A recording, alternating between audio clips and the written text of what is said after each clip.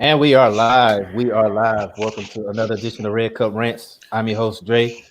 And I got two of my boys with my brothers with me, Mad Mike and Big Phil. And we also have a special guest. If you haven't followed us last year, we have what's called the Boom Show. We got my homeboy Boom here. What's going on, man? Welcome, everybody. Welcome to the What's show. up? What's going on, yo? He's the star of SP Network. Don't let him tell That's the you star. otherwise, but he is the star. He's the star. That's the star. And consider the fact we got some Cowboy news to talk about. We probably just let him have that part. Oh, he can take it. He can Yeah, take he can have it. that. He can have that part. You know what I'm saying? So, but what's going on, everybody? How y'all feeling out there? Everybody good? Yeah, everything's everything, man. Yeah.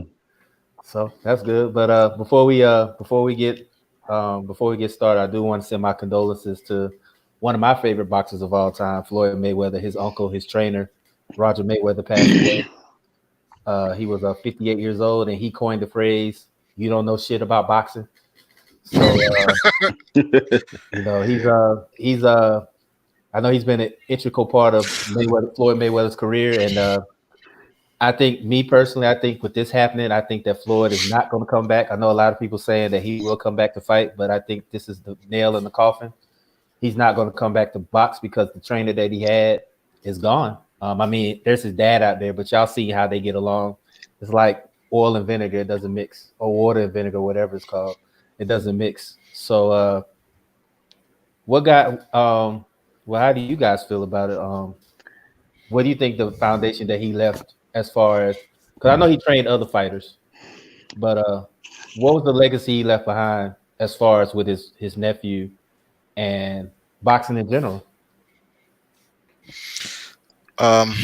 Personally, when I look at, first of all, you have to give Roger and Floyd Mayweather Senior. You got to give those guys credit for what they were when they were boxing. I know a lot of people are not familiar with Mayweather Senior, but he was a terrific defensive fighter in his own right. And those guys, they know everything about the sport. They know technicalities, like they know the small details in boxing, where you can beat guys with just simple things like footwork, how faint things of that nature, man. Just the small, intricate details of just boxing itself. Those guys created a monster, and when it comes down to one of the best defensive fighters, Pernell Whitaker, and Floyd Mayweather, those guys are that you could go one. I mean, you can go Whitaker or you can go Floyd Mayweather. Those guys they were great. So, for me personally, I think that's the technique. That's what I take from the Mayweathers, is that they created the monster and made it popular and made it cool to be a defensive fighter, and that's their legacy to me. I agree. Phil and Boom, y'all got anything y'all want to say? The only thing I gotta say is I don't follow boxing much. So, what kind of type of legacy he left? At least he's honest. At least you're honest about it. At least he's honest. I'm not. At least you're honest You know about why? it. Because you know what? A lot of people they'll make up stuff. And you'd be like, what? So at least you're honest, though. That's Right. good. Why would I make up stuff when I know Dre, you're a big boxing follower. So if I made something up, you'd be like, huh? Exactly. I'll be like, that's not how it goes, bro. That's not how it goes. And also, if everyone has followed my show or mine and my wife's show, I'm honest. I'm gonna speak the truth. My truth. Yeah, you gonna call me out on it, but I'm just letting y'all know right now. When we get to the Cowboys, just buckle up. That's all I gotta say. Just buckle up. Buckle up. Before we do that, let me go grab something real quick. Hold on. Go ahead. Go ahead. Welcome. The inmates run the asylum around here. Let y'all know right now. Oh man. But go ahead, Phil. Go ahead and say what you got to I say. mean, Man. like I said, the only thing I can really say is you want to talk about what he left, his legacy. Just look at Floyd Mayweather himself. Guy was a very skilled fighter, undefeated, and you got to tip your hat off to his trainer, his uncle, who got him ready, who had him stay primed and ready, always ready for a challenge. And it's sad to see. All I can say is God bless Floyd Mayweather's family, but he'll be missed in Floyd's corner because I really think that was the backbone. That guy was the backbone of his career. Mm-hmm. I agree. Like I said, it's that's why I say I think with that being with that happening right now, I know a lot of rumors have been circulating on Twitter, the social media that Floyd's probably gonna come back for one more fight. I don't see that happening now that this has happened, but you never know with Floyd. Floyd said he wasn't gonna fight Conor. Lo and behold, it happened. So you never know. Maybe his dad and him can patch up things, and his dad can be his trainer, or he might go outside the grain and get somebody. You know what I'm saying? But we all know one thing about Floyd. Floyd marches to the beat of his own drum. So all we could do is just see what happens. So, but with that being said, we're gonna move on to the next one. We're gonna talk about this beast that's out here, that's snatching souls and making people shook out here. This coronavirus, and it really has shut down basically our normal lives. And as you can see, it really did it in the NBA. As now you see a lot of players are contracting it now. Now the news is coming out now that KD is one of the 4 Brooklyn Nets players that have contracted it. So it's crazy out here, man. I mean, I made light of it. I don't think it's that serious, but it's creeping there. So I know there's a lot of rumors going around saying that the NBA is talking about doing it. Oh man, this,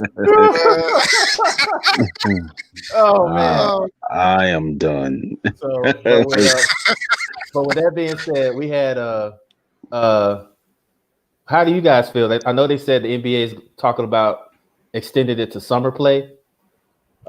Maybe do it kind of like they did back in '99 when they had the lockout and they just start the playoffs. They just start the playoffs right then and there. And I know a lot of people said that they should just wait until 2021 to start it. And baseball's been delayed as well until mid-May. So how do you guys stand on it? Do you think this is proper precaution, or is it an overreaction? I think it's proper. Yeah. Because I mean, has fast the contagion has the spread. Mm-hmm. Everyone needs to be distant from one another for at least what the recommended World Health Organization has been saying. 2 weeks, 3 weeks, or whatever. My job has said, hey, work from home, and we'll see you on the 1st, or we will reevaluate on the 1st. Mm-hmm. So we have to. This is something we have to do, because if we don't, even though we may not be affected, but we may pass it on to someone who may not be able to take care of themselves. Like for people with weak immune systems, kids, the elderly. I mean, that's gonna be on us, not them, because they ain't doing nothing. Mm-hmm. So we have to, take care of ourselves so we can take care of everyone else. That's true. Hey, I agree. I agree. Phil and Mike, y'all got anything y'all want to say? Yeah. I agree with Boom. It is necessary to have this, to take the precautions as needed. You don't need it to spread everywhere. It was just one day we'll talk about, Rudy Gobert has it, and then Donovan Mitchell has it. Now 4 players from the Nets have it, including Kevin Durant. And the guy from the Pistons, I think he got it too as well. Exactly, yeah. So it is spreading. So it's best that right now they kind of delay everything and reevaluate at some point in time. All I'm gonna say is, Boom lucky he get to work from home. I don't have that option. Yeah, right. I don't have that luxury working from home. They expect me to be there at 5:45 tomorrow, so I got to be there. And to those that do have to go to work, like you guys, hey, just be careful, take precautions. If you see someone coughing, either knock them out or you run the other way. Hey, I got a whole coughing chart at the job. Every time somebody coughs in the room, you get a tally mark, dog. And after you reach 5 coughs, you got to leave. You got to roll. You got to go home, dog. Like for real. This ain't it, Chief. Oh shit! But you know what? He ain't lying though, because see, with me personally, the way my job's set up, I have to work in close capacity because you work as a team on the tool. But we wear the suits and stuff like that. But I'm with Boom and Phil. But you cough a little bit too much. I'm gonna kind of give you the side eye a little bit. But when you wear your clothes to protect, you're wearing it for the semiconductors. Make sure they don't get dirty. That doesn't necessarily mean it's going to stop the virus. Right. So, yeah. I mean, hey, it is what it is. You have to go to work. There are some jobs out there that require you to be out. Yeah. I understand that, but still take your precautions. You don't feel good, you stay home. Yeah, yeah. That's why Intel does have a policy in place now where if you do stay home, they're not gonna take time off your PTO. So that's good. Yeah, so that'll work. But what? Yeah, they're not taking PTO because a lot of people. I think you just struck a note with Phil. I'm sorry, Phil. Hell yeah. I'm sorry, Phil. You know what? Phil's mad at me because in 3 months I'm gonna be taking 10 weeks off from work, so he's already mad at me about that one. 10 weeks. Woo! Boy. 10 weeks, though. Yeah, that's a new one. So look. Hey, look. So wait, that's 10 weeks. Is that just straight vacation, or are you combining? It's a sabbatical, so that's a benefit of Intel that they give you every 8 years, or you could take a month off every 4 years. So you've been racking them up? No, I mean you have to take it all at once because. Oh, you have to. Well, you don't have to. You get up to 3 years, but if you don't take it, then it just goes away. So you have to take it all at once. You have to take it all at once. So you think you'll keep flight to Jamaica or Saudi Arabia? Hey, $40 right now on. Hey, man, hey, look, $85 all round trip. Hey, look, come on. See, look, even my wife says she wants to be like you, man. Why y'all bullshitting? Them round trips to Miami is like $47 round trip to Miami. We ain't bullshitting. But we ain't bullshitting though. But Intel does have a policy in place where they won't take away your PTO because of this whole situation. Now it's going to be reassessed in a couple weeks, like everything else. But that's for people that doesn't have that option of working from home. Like a lot of engineers and admin, they can work from home. People like me that have to be on the floor 12 hours a night, you don't have that option. So they're not taking away your PTO if you decide to take it. So. And they're not gonna reprimand you for taking more than 80 hours, which is a rule at our place. But they're waiving that too. So they're just looking out for us. That's all. So yeah. I'm sorry, Phil. We still cool though, man. I'm sorry, man. But with that being, Chief, no. But with that being said, 10 whole weeks. But with that being said, a damn day. But with that being said, the coronavirus has stopped a lot of things, but one thing it hasn't stopped is NFL free agency. Boy, let me tell you, it's been some shit going on. I mean, where do we start? Let's start yesterday morning. All right, boom. I mean, it's not for me. I'm just saying, just yesterday morning. Oh no, I'm just saying the trade that shocked us all. Yeah. Oh yeah. DeAndre Hopkins to Arizona for David Johnson and what, a 4th round pick? A 4th round pick. But you know what? The people here in Arizona are happy. They had a poll here. Oh, I'm sure they're happy. I'm sure they're happy. They're happy. They happy as fuck. Like I said, I thought the coronavirus affected the immune system, not the damn brain. Like I am baffled right now. I was baffled. I was like, what the hell are y'all thinking? Right. Like, you gotta be rebuilt. You have to be in the mindset of rebuilding because there is no way you make that trade. Somebody had too much to drink that night and decided to come to work because there's no way you make that trade. I don't care who it is. You don't make that trade, but they have to. But But you know what? This is why I honestly think the trade was happening. He is at this point where I think they just gave him a big deal, and I think that they felt that they couldn't afford him. They couldn't afford him. They couldn't afford him because with the new CBA that just got signed a couple days ago, they're looking at the fact that when this guy, because you just saw Amari get 100 million, Julio getting paid, Stephon Diggs, who got traded, is going to get paid. Hold on.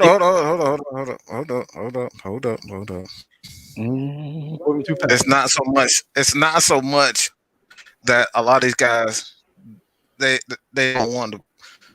It's not so much the new CBA. They're trying to get rid of contracts in 2019. They're trying to get into 2020. So Nuke still has 2019. So that's why you're seeing a lot of.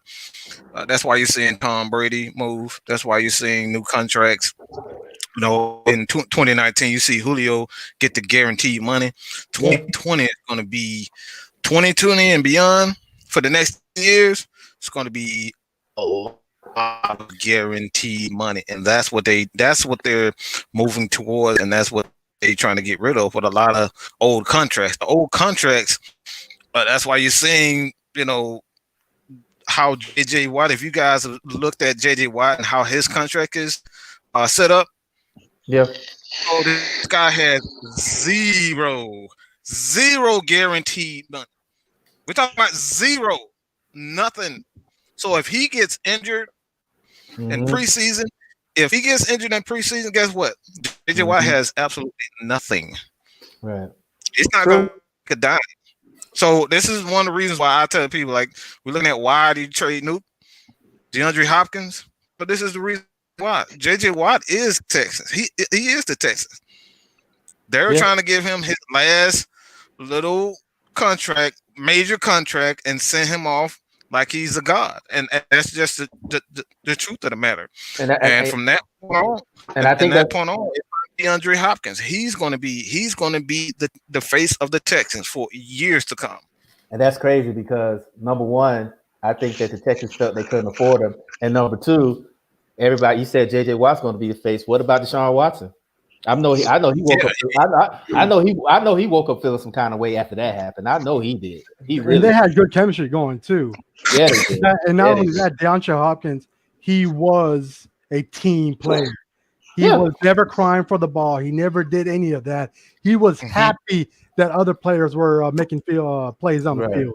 And now he's gone. You don't have that threat no more. Exactly. You know he can catch. He caught. I still remember the game where he caught the ball behind his legs and pulled it back up. And they had the nerve to call pass interference. They had the nerve to call pass interference on him. Like really? On him. But still, but he was the guy who made those type of plays. He's the one who drew that defense away from other players so they can open up and make something happen. And the running game started going off too. Who knew Alfred Blue could have run? Right. Or who was that running back that they got from the trade? They had Duke Johnson, Carlos Hyde. I mean, who knew that they still had legs? Yeah. So, and you know what? And the crazy thing about it is, David Johnson, while he was considered a good running back, he's pretty much washed. Maybe this will help him. I want to say he's washed. I would say let's see how he comes back from the injuries, because he was injured and then they got Kenyon Drake and then they have to split time, so you don't know what he is capable of right now. I just hope. So give him like 4 or 5 games to see if he's washed up or he's back to form. If he's back to form, okay, then the trade maybe. But if not, I don't know, man. Well, true. Well, you know what? Honestly, I just hope that they don't. You got to get more than a second round pick for Nuke, man. I can't get over that. I can't picture giving up audio for a second round pick, dog. Like it's crazy like that, because the thing of the fact of the matter is that when you have, maybe some they saw. I think it's crazy that they did it because I didn't expect them to trade away a marquee player. But at the same time, it money factors into it, and Mike, you said it yourself, it factors into it. I just hope that the Texans don't have buyer's remorse because I remember when they signed Amar Green to free agency and he really didn't do a whole lot. I just hope this doesn't be the same with David Johnson because I talked to I know a lot of Arizona fans here in Arizona and they told me that they got to steal. We'll see what happens because a lot of people felt that David Johnson underperformed his contract considering what he was getting paid. So all we can do is see. But I mean, you can't. But they have to understand injuries play a lot of part. Too. Injuries play Oh yeah, absolutely. And different players come back differently from injuries. Yeah. One player he can break his ankle, come back and be as good as he was before he got injured. And some other players, when they break the ankle, they ain't running rats like that no more. They ain't running through the sharp cuts because they got that in their heads. Like, hey, if I do this, I'm gonna snap my ankle again. So different players come back differently. True. That's exactly what we saw from this past season. I mean, look, but then you gotta look at guys like Adrian Peterson. He tore his ACL, MCL, then came back and that man is not from this world. Okay, he don't count. That man is not from this world. Hey, even him all day this past season, he was still running like he was back in 2011, 2012. But you're right. Again, it comes back to how the player handles himself coming back from injury. Now, like I said, give him 4 or 5 games to see where he's at physically and mentally. Because right now we can all say, "Oh, that was a bad trade," but hey, he could prove this work with this trade. Yeah. And like LaDonna put out there right now, Will Fuller will be the undisputed number 1 guy. But the big question is, he has the same issues as David Johnson. Can he stay healthy? Because I know he missed a couple games this past season because he couldn't stay on the field. So, I mean, it happens. And then Brian Jones brought up a good point. I want y'all to read this. Said Minnesota got 4 picks for Diggs. Houston got 2 and a 4 for Nux. Something doesn't add up. Honestly, I think it's money. It's money. Drugs. Money and injuries. Money and injuries. So it's drugs. There's no way there's no way in hell. There's no way in hell that happens. Somebody's on some stuff. But you know what? That screams desperation somewhere. And somebody said that if y'all didn't follow Twitter yesterday, y'all missed a treat because them Houston Texans fans were upset yesterday. I bet they were. That is the definition of pissing in my Cheerios. Like right there. If you are a fan of Houston, that is the definition of that. Yesterday was my first day in my new job, in my new current role in my company. I was sitting here. If this, my phone goes off. I look at the phone and I read it. I'm like, huh? And I put it out. I'm like, really, Houston? Right. I mean, it could be money. I hope it's money, but that's the only thing I could think of. Honestly, that's the only thing I can think of. Honestly, yeah. So I mean, that was shocking. I was talking to LaDonna and she was telling me, and I was like, "Say what now? Like, run that by me again because it just sounded like you just told me some BS." Because I had it's no way you make that trade. It does not add up. I don't know what they're thinking. Maybe they see something we don't. We'll see in the upcoming season, but I don't pull the trigger and make that trade. Or if I make a trade, I'm gonna get something better than that. Like, do you think what's the quarterback? Kyler Murray, right? Kyler Murray, yeah. You think he'd be that would be a good fit for him? Do you think does this trade benefit Kyler Murray? Because Larry Fitzgerald, he's still there. You know what? He's a quarterback friendly receiver. Now, Hopkins, can he be that too? I think I think it'll benefit Murray and Hopkins because Murray will have another target to throw to in his progression, and then will also benefit Hopkins because now he can learn under a guy like Larry. So if Larry and DeAndre and Kyler get on the same page, Arizona might make a little noise. Everybody knows that the NFC West is San Francisco's to lose. But don't be surprised if Arizona makes a push for at least a wild card if everything comes together. But like Mike said, consistency. You knew what I was about to say. Yeah. You just knew what I was about to say, didn't you? It absolutely, but you're absolutely right. It has to have chemistry. But with that being said, though, I think it can help them out because everybody knows Larry is a consummate professional. He's been doing it for years. And I think it's really not about. It's not. Let's just stop right there. Stop. It's not about the receivers. never about the receivers when it comes down to the offense. It's all about the quarterback. If the quarterback isn't comfortable, if a receiver just does something in his routes that just agitates a quarterback gets extremely upset. Like Matt Ryan is the type of quarterback. Tom Brady is the type of quarterback. If you're not in a specific spot at a specific time, guess what? You're going to piss them off. You don't want to piss off the quarterback. So it's all about how Kyler Murray, he comes along as far as his maturation as a quarterback and communicating with these wide receivers. Communication between quarterbacks are everything. Quarterbacks and receivers are everything. I mean, just look at boom. Look at your boy, not Dak and Bryant. Dak and Bryant, those guys they could never get that chemistry. That chemistry with those guys was always something with those guys. It was off until we got Amari Cooper. Go ahead. And the reason why they didn't get that chemistry is because the first year that they played together, they went 13-3, right? That was the rookie. That was both Zeke and Dak's rookie year. Yeah. What type of plays did they do? Yeah. So during that season, it was the same. It was pound the ball, right? Mm-hmm. So yeah, that chemistry was never there to begin with, right. And then and they carry over to the following year. That's when you saw the frustrations of Dez. And then when he was calling for the ball and he got the ball, what did Dez do? Fumbled. Yeah. So I mean, you can laugh all you want, but it's true. Look at the Seattle game. Seattle Seahawks against the Cowboys, where Dez Bryant finally caught the ball by the sideline, and he held it like a loaf of bread, like this, and tried to stiff arm somebody. Yeah.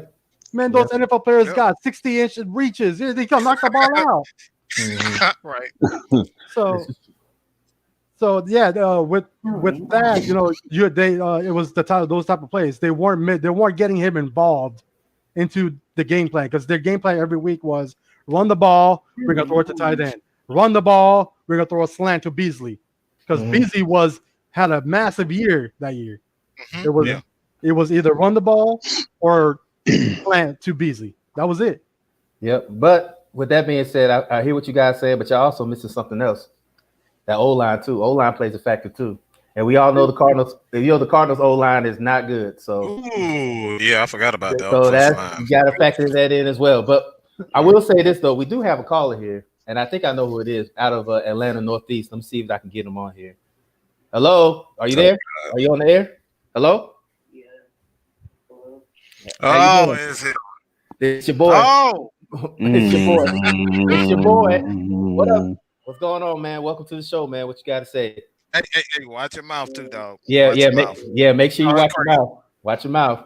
DeAndre Hopkins and Deshaun Watson had a friendship, and I feel Deshaun Watson should go up to Bill O'Brien and just say, I want to be traded. Because they give him nothing. Look at his O-line. He scrambled for his life. And DeAndre Hopkins is all he has. And they just trade him. Who even hired the guy? That just makes no sense. We need to get Rex Ryan or something. And I just want to say I like David Harris and but a second round pick? You could have gave him a fourth. But alright. And if we don't get Cam Akers around the third round, I would like Melvin Gordon. Probably get him an offer. Or Dante Fowler. Whichever one is more And man, Tom Brady went to the Buccaneers. That's crazy. We gotta stay tuned for that. Yeah, we definitely gonna be talking about that, because I think Phil has a different perspective than other Patriots fans I saw. I really Yeah. think he does. But Mike, I'm gonna let you handle this one because you're more in tune with the Falcon stuff. He said that if we don't get Cam Akers, we should try to get Melvin Gordon. And he also said that we shouldn't have gave up a second round for Hurst. So I'm gonna let you handle that. So what do you think about that? Well, Hurst is a more athletic, more gifted tight end than Austin Hooper. I know a lot of people were really into Austin Hooper, and he's a he's a tight end that when he first began his career with Atlanta, he had issues with catching, and that's something um, that he's worked on with Matt Ryan, and he's gotten a lot better at. But when you look at I call him Hunter Hurst Hemsley. That's what I call him. Hunter Hurst Triple H. Uh, He got that he long hair. he He got already that long he hair. got the long hair and Yeah. everything. So when you look at him, he has more speed, he's more athletic. The guy is he's just gifted. And you combine him with Julio Calvin Ridley, um, he's going to make he didn't have, and I'm not trying to say that Lamar is a terrible quarterback, but he's not Matt Ryan the ball as far as a quarterback is concerned, being accurate and whatnot. And you get him with Matt Ryan, establish a chemistry with him, Julio Ridley. And honestly, it really don't give a damn who the running back is. I mean, you got that. That's a nice trio. But as far as getting Melvin Gordon, the Falcons just don't like most teams that are contenders. You see the Patriots, you see a lot of teams right now. These guys just don't have the money. When you draft well, you make the playoff consistently. This is something that you have to sacrifice, and that's you have to sacrifice talent, and you're not going to have a lot of money as far as the salary cap is concerned. Dallas understands that. Atlanta understands that. New England understands that. It's there's a such thing as a salary cap. It's not like the NBA where you have the luxury tax and you just sign what you want in contract that you feel. It's not like that. So don't get your hopes up with Melvin Gordon unless Melvin Gordon want to come here and play for $2 million.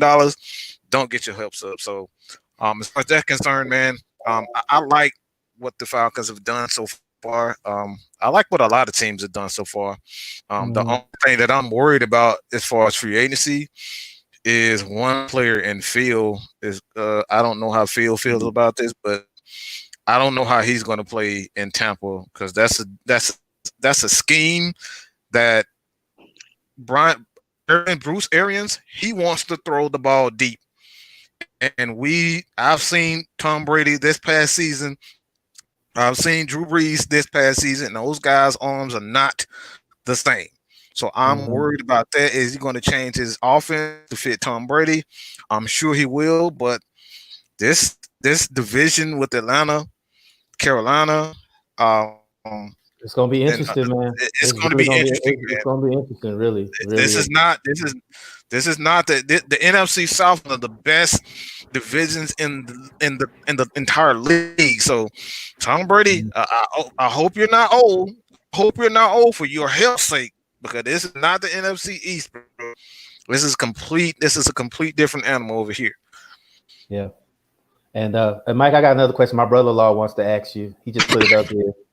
You think Austin Hooper was a big loss? Me personally, I don't think so. I don't think it was. I think Hurst could be that guy that he has better speed than Hooper and he can catch just as much. My only concern with Hurst is can he stay healthy? I know somebody said we shouldn't have gave up a second-round pick, but I don't see no loss in that because we still got a first-round pick. So how you feel about that, Mike? You think it was a big loss? I don't think it was. Who are you going to get with a second-round pick that's going to come in and pay immediate dividends? How many first-round picks you see every year do you think are going to be major stars in the first round? Second round, who is going to come in and be a star? A lot of times the draft do not. I say this all the time, even in free agency. You bring in guys, you pay $50 million. I know Robert Quinn got paid $70 million. Most of the time, even in free agency, you sign $30 million to a free agent, and he comes in and he completely bombs. You know what I'm saying? It's the same thing for the draft. Everything is a crapshoot, man, and a second round pick is just a second round pick. It's just a second. It's just a number. Right. Tom Brady was what a 6th round, 7th round pick. It's just a damn number. And look at Sherman. Richard Sherman was a 5th round pick. Cam Chancellor was a 4th round. Cam Chancellor was a 6th round pick. I mean, Grady Jarrett, 5th round pick. 5th round pick. It's just a number, man. I want to see guys with heart. I want to see God with passion, and that's all I care about. I don't give a damn about us in the 2nd round pick. I really don't, man. Exactly. And with that being said, since we're already talking about it, we're gonna go jump right into it with Brady going to Tampa. It's not official yet, but feel me. But with Adam Schefter already talking about, it's more than official. Adam Schefter to me is kind of like Adrian Wojnarowski in the NBA. His word is bond. So if it's true, then it's true. He did say that he was leaving the Patriots today, and that was a good run they had. And I know a lot of people are panicking, but I know my brother Phil has a whole nother perspective about this. So I'm gonna let him take the floor. I'm gonna let him take the floor. Hold on. This is before you do that, Phil. He has a whole different perspective on the Patriots that I respect personally. He really does. He's not one of these bandwagon fans. You want the truth about the Patriots? Phil is the guy. He is not a bandwagon fan. He will tell you like it is. So go ahead, Phil. The floor is yours, man. Much to a lot of people's dismay. But you know me, I'm gonna say it like it is. About damn time. It was time to rebuild. I mean, how long did you expect him? How long did you expect this ride to last? The man gave you everything he had. So if he wants to play elsewhere, good luck to him. I appreciate everything he did for New England. I appreciate the championships he's bought, the passion, the heart. I appreciate all that. But I really could not sit another season and say Brady's the starting quarterback at that age, as good as he is at that age, and what they're trying to do. That team is not young at all. It's time to rebuild. Every team has to rebuild at some point. To think that this guy was going to play till he was 197, you got to be stupid. Right. Fact. Big like fact. Seriously, you could not have expected that. Now I'm one of the very few to think he still has a little bit left in the tank that he can offer. I'm not saying he's a threat throwing it deep. His arm is not the same. He's not the same player. He's gotten older. Father Time has finally started to catch up to some of these players, especially himself and Drew Brees as well. So hats off to him for going somewhere else. Hats off to him for letting New England rebuild, because it was time. It was time. I mean, all these years of always being in the thick of things, always being crowned the AFC's just top team year in and year out. At some point, it was going to come to an end. And it has, and that's just perfectly fine by me. I'm not one of those guys that's going to say, "Oh, well, the hell with Brady. He left. He should have finished his career in New England." That's stupid and selfish me on that point. First of all, the man gave you everything he had. 6th round pick, came in, won championships, MVPs, you name it. He's done it. So foolish of me and selfish of me to want him to stay there. If he's not happy there, if he wasn't happy, if he felt like he can win elsewhere, he had all that right to leave New England without any hate. Anybody that is hating at this point, you're just stupid, because at this point you should be thanking and congratulating the man for even putting you in a position to be this far. And I mean, come on, it was time to rebuild. Hell, at this point, go ahead and throw Bill Belichick away too. Hey, it's time. I want a full rebuild. Throw him in the team. So I mean, oh man. Hey man, like I said, if y'all don't want the truth, do not listen to the show. Do not listen to the show. Truth, it's man. True. Do not listen to the show. But my question to you fellas, all y'all. So with Brady expected to sign with Tampa tomorrow, where does that put Jameis? On the bench. That's what I mean. Is he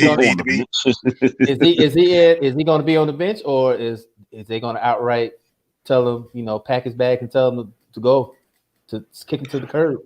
Me personally, Let him stay. Let him learn from Tom Brady. Let him Yeah. learn from a veteran. That's the only. I mean, that's one of the better teachers you can have. That's like anybody who played on behind Aaron Rodgers or Brett Favre, Peyton Manning, Tom Brady, Drew Brees. Learn a lot of knowledge in that game, a lot of knowledge in that brain and body of his. Just learn. Watch him, study him, look what he does, look at what he does, the throws he makes, especially the throws when you come to Winston. Especially the throws. Look at, I mean, I know where you're going. I know where you're going. he needs his own 30 for 30 special, like literally, like for real. But look at his throws, but to the right team. Yeah. Yeah. So with that being said, Phil, I want to ask you this too. So where does New England go from here now that Brady's gone? Where do they go? Where do they start? We'll just start. Hey, you lost your I dare say heart and soul of the team. You lost your captain. You lost my quarterback. It's a business. Move on. Start to rebuild. Start throwing trades out if you have to. Start developing these first round picks because you're bound to get them anyway. Because I don't see them being this 13-3, 14-2 team for a while. So you just start to rebuild. Do the right things. Robert Kraft, like I said, you got to rebuild now. Like, hey, like I said, stupid and foolish me to think that this was gonna last forever. And I always said that. Like I'm looking forward to a rebuilding with this team, like rebuilding all the way through. Now that Brady's gone, I doubt that a lot of people will stay who were 1 year contracts and free agency. With that, I doubt anyone else will stay on that receiving end. I don't think a lot will. A lot of people will. So they just start to rebuild. True. Start to rebuild, and that's all you can do. And you know, with the hooded one, the Patriots are very manipulative when it comes to draft time because they will stockpile draft pick after draft pick after draft pick. They will trade in and out of rounds and give up draft picks. One thing I can say about the Patriots, they are very good when it comes to the draft because they know how to manipulate. So, but here's another question for you. I was about to bring it up, Phil. Who you feel that's more important to the dynasty, Brady or Bill? Me personally, I think it's the hooded one. Brady was a good quarterback, but I got to go with the hooded one on that one. I agree. This is a great question. Everybody does say Bill. Some people say Brady. I'm not going to choose either. They complemented each other so good, very well. Good answer. And I just can't put one over the other. They complemented each other very well. They won together. They were in sync for a while until things started to break down. Yeah. But I can't choose. I can't choose between those two. They both mean so very, very much to that organization. True. They did win a lot together. Like I said it before and I said it again. The Patriots were one of the most consistent teams in the league.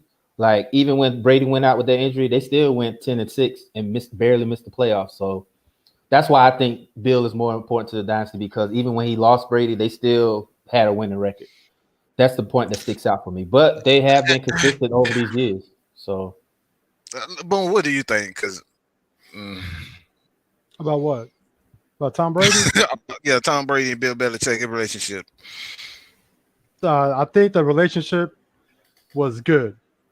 The only thing that I thought, my opinion, why he would want to leave or did leave is because him and the offensive coordinator didn't get along. You saw that on TV the last 3 years.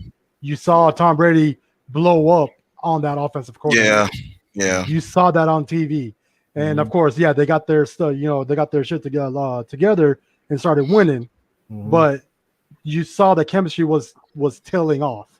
Right. And maybe after this past season, it had completely gone away because the offense wasn't moving. It was the defense that carried them into the playoff as deep in the playoff as they went. So I think the compliment, yes, Phil, I agree with you. They did compliment each other, but I think it was more Bill because Bill, and I have always said this, I said this all throughout the season, defense wins championships. And Bill is a defensive-minded person. So he will bring that group together for his defense, it's a plug and play. They lose one person, another person comes in and do that job. It's a revolving door on that defensive side over there. That defense is stout. With Bill there, is going to be stout. What's the corner's name? Gilmore? Gilmore, He's the rising star. So I mean, but any other like on the defensive line or even the linebackers, it's a revolving door. One person can cut it, they will plug and play. They will move some pieces around and make it work. Bill is good at that. Now the offensive side, I think that's where the dynasty kind of there's a lot of questions. A lot of questions got to be answered. Yeah, a lot of questions have to be asked. You know. So and then we'll see with the new quarterback that they get, and then the coordinator that I have. We'll see if he can make it work with that quarterback. Maybe it was time for Brady to go. Now, if he doesn't make it work, that's whole other can of worms. Yeah, another can of worms. That's a whole other story. But you know the old saying goes, "Winning cures everything." So that's how you just see the cracks in the dynasty. And whenever they get a crack in the dynasty, they win. But whenever some kind of controversy with New England, they win. And two things I want to say. Thanks for Sam correcting me. It was 11-5, not 10-6. They went 11-5. And two, Joe, I saw your statement about Colin Kaepernick.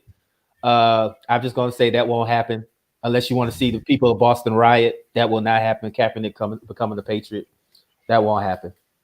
As much as I would love to see it happen, that won't happen unless you want to see a full scale riot in Boston.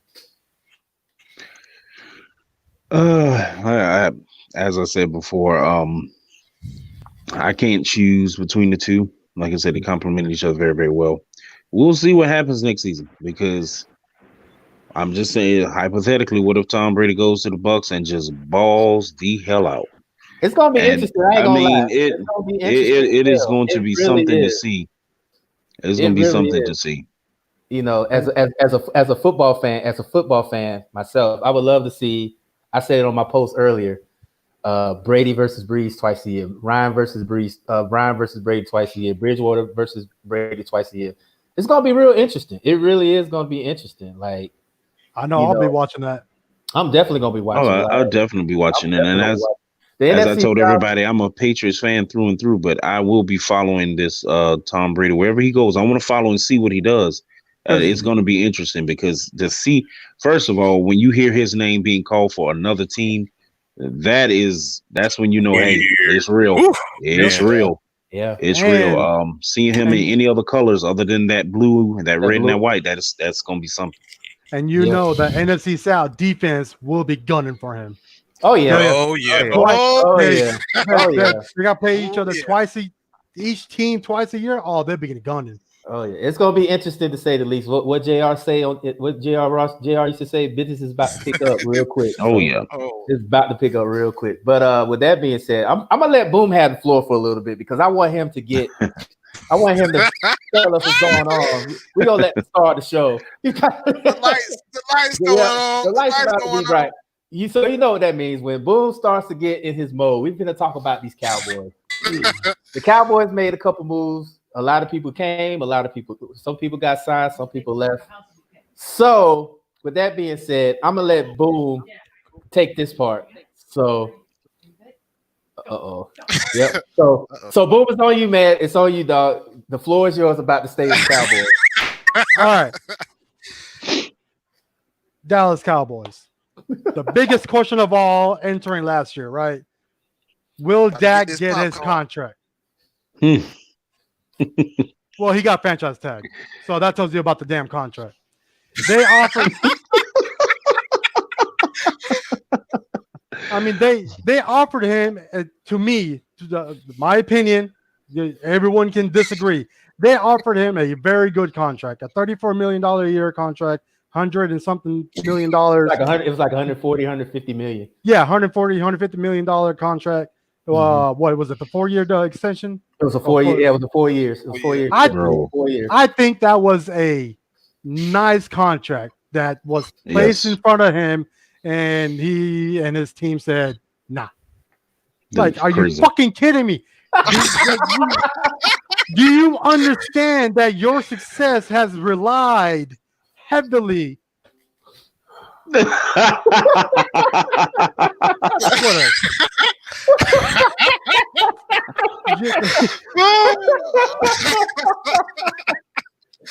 And Hey, he's man. off and running. He is off and running. Oh man. He has to realize that his success heavily came from the running game and that offensive line. There were plenty of plays where he could have taken off and ran the ball because there was no one down the sideline or no one, wherever he rolled out to. But instead, he rolled out or spun into the defensive lineman to get a sack or lose the ball. So he needs to understand that, yeah, you want your money. I understand that Goff, reset the contract. Carson Wentz reset the contract. And, all these new contracts that are coming in is going to be resetting. And, and it's giving him more leverage for the contract. So I understand that he's going to get his money. There's no stopping it. But as a player, if you are a team player and you know that it takes the team to win a championship, why not be a friendly contract? Have cap left over, because what if you go down, or what if someone else goes down on the team and they don't have no damn money to sign somebody? Yep. So with that, but with me, on that situation, that's my take. He should have taken that, left some capital space left over, and say, just in case something happened. And now something did happen, right? Oh boy. Amari Cooper got his money. It says he will sign the $100 million 5 years. Yay. I'm all for that. He deserves it. I know things didn't end well with him and the Raiders, but he deserves this contract for what he has done with the routes that he runs. It's second to, it's one of the best. Everyone has said it. Jerry Rice has said it. Dion has said it, that when he runs his routes within that 1 yard, he gets so much separation where he's open. I think Amari Cooper was in the top 5 this past season for as far as the separation yardage. I think he was top 5 behind Julio. Yeah, behind Julio. I think the average separation was like 3 point something yards. It was like 3.4, I think. Yeah, 3.4 average yards of separation. I mean, come on. Yeah, he deserves that contract. Yeah. And I got a question for you. There's a question for you, Boom. You might want to ask this from Patrick. He said, why didn't his teammates take less than? I'm tired of Dak should take less. So what's your thoughts on that? His teammates take less. But, hey, again, it goes back to other players from other teams taking that big old contract and resetting the game. True. So no matter what, can I help you? Pay that man. Oh man! Oh my God! It's lit. But it's lit. It's a reset. It's a market reset. So True. There's nothing that can be done. Hey, Todd Gurley got his contract. Who got the contract next? Zeke. And now Zeke got his contract. Who's gonna get the contract next? Saquon Barkley and Giants. And even before Todd Gurley, Devontae Freeman, we paid Devontae Freeman his money, so it's set the precedent for the market. So yeah, it's a constant reset, and that constant reset always going to be the previous contract. So whatever the reset is going to happen is going to reset. So why didn't the players take money? Hey, if I'm going to be playing in the NFL, I want the most money I can get. I'm going to use other players. Yes. I'm going to use all these contracts as leverage. Like, no, he got paid this much. I'm better than him. Right. So just from that, it's going to reset. You're going to get your money. So, but with Dak's situation, it's unique. It's not just him being signed. We have to sign other players around him. Because now, for example, what if they gave him max money? What if they gave Dak Prescott max money? Will we have enough money to sign Amari Cooper like we just did? No. No. No. Are we gonna go and plus you have to think about the draft too. You have to sign those draft players, especially the first rounders. You have to sign them. Whatever they get drafted, you have to sign them too. Now you give him max money. You can't sign other players. You can't re-sign the people that were on your team. They're gonna walk. So you're gonna have to cut the only good person, players. You're gonna have to cut exactly. Yeah. So now you have to Dak is gonna be back there with 4 or 5 bricks trucks full of money, but no one to throw to. Right, but exactly. I look at it like this, and I agree with what you're saying, boo. And you know me, everybody knows me. I'm strictly pro player. Get everything you're owed. Do I think Dak is worth the max? Absolutely not. But he's going to get it. Eventually, he's going to get it. Yes. And it's not. And Patrick is not the fact that he's trying to reset the market. The market's going to be set when he gets his deal. The market is the market. Because guess what happens after Dak sets the market? Guess who's next? Patrick Mahomes, Lamar Jackson. They're next. And I already said, them two will get paid. I already said that Patrick Mahomes will be the first $200 million player. I already said it. I said he's going to get paid $200 million off the rip. He's going to be the first $200 million player. Lamar Jackson, I said maybe 160, 170, but Patrick Mahomes will get paid. But consider the fact that he's already did enough at his age now, already what he's done. He's going to set the precedent on the market. It's not the fact it's the length of the deal. It's the market. No matter how good or bad a player is, when they want to pay you, they're going to pay you the market value. That's why franchise tags are set at a precedent because they're going off an average of the 5 highest paid players in said position. So with that getting $33 million, that's the precedent. Now, when he goes and gets his deal, he's I already said he's going to go anywhere. He's going to pull anywhere between 38 and 40 because of the market. The market's going to dictate that. It's not the length. It's not the length of the deal. It's the market. The market says everything. In my opinion, is 40 mil will be the mark where he signs. And Patrick should I ask Zeke or Tank to give some money back? Well, they did. They restructured the contract to sign Amari. Yeah, they did. They did. I mean, I think when Julio got his deal, there was a lot of restructuring going around. So it happened. And Patrick, you're right. He's not setting the market. But he will when he get his deal. He is going to set the market. He will be close to the top as far as another thing. I think he will be. I think what Boom is alluding to, I think it's unique to a degree, and this is one of the reasons why I was so pro give quarterbacks their money is because the Falcons were in a unique situation with Matt Ryan and Julio Jones. Like Matt Ryan, he got his contract and he restructured his deal so Julio could get his bread. Like this is what teammates are supposed to do. It's cool to get your money, but you can't pretend as though like you are the reason why the Dallas Cowboys moved. Like no, there's an offensive line you have to pay. There's a defensive line. There's a running back. There's receivers. Hell, there's even coaches. Mm-hmm. These players work together. So I love it when players get their money, but let's not forget this is a collaborative effort. This is a team.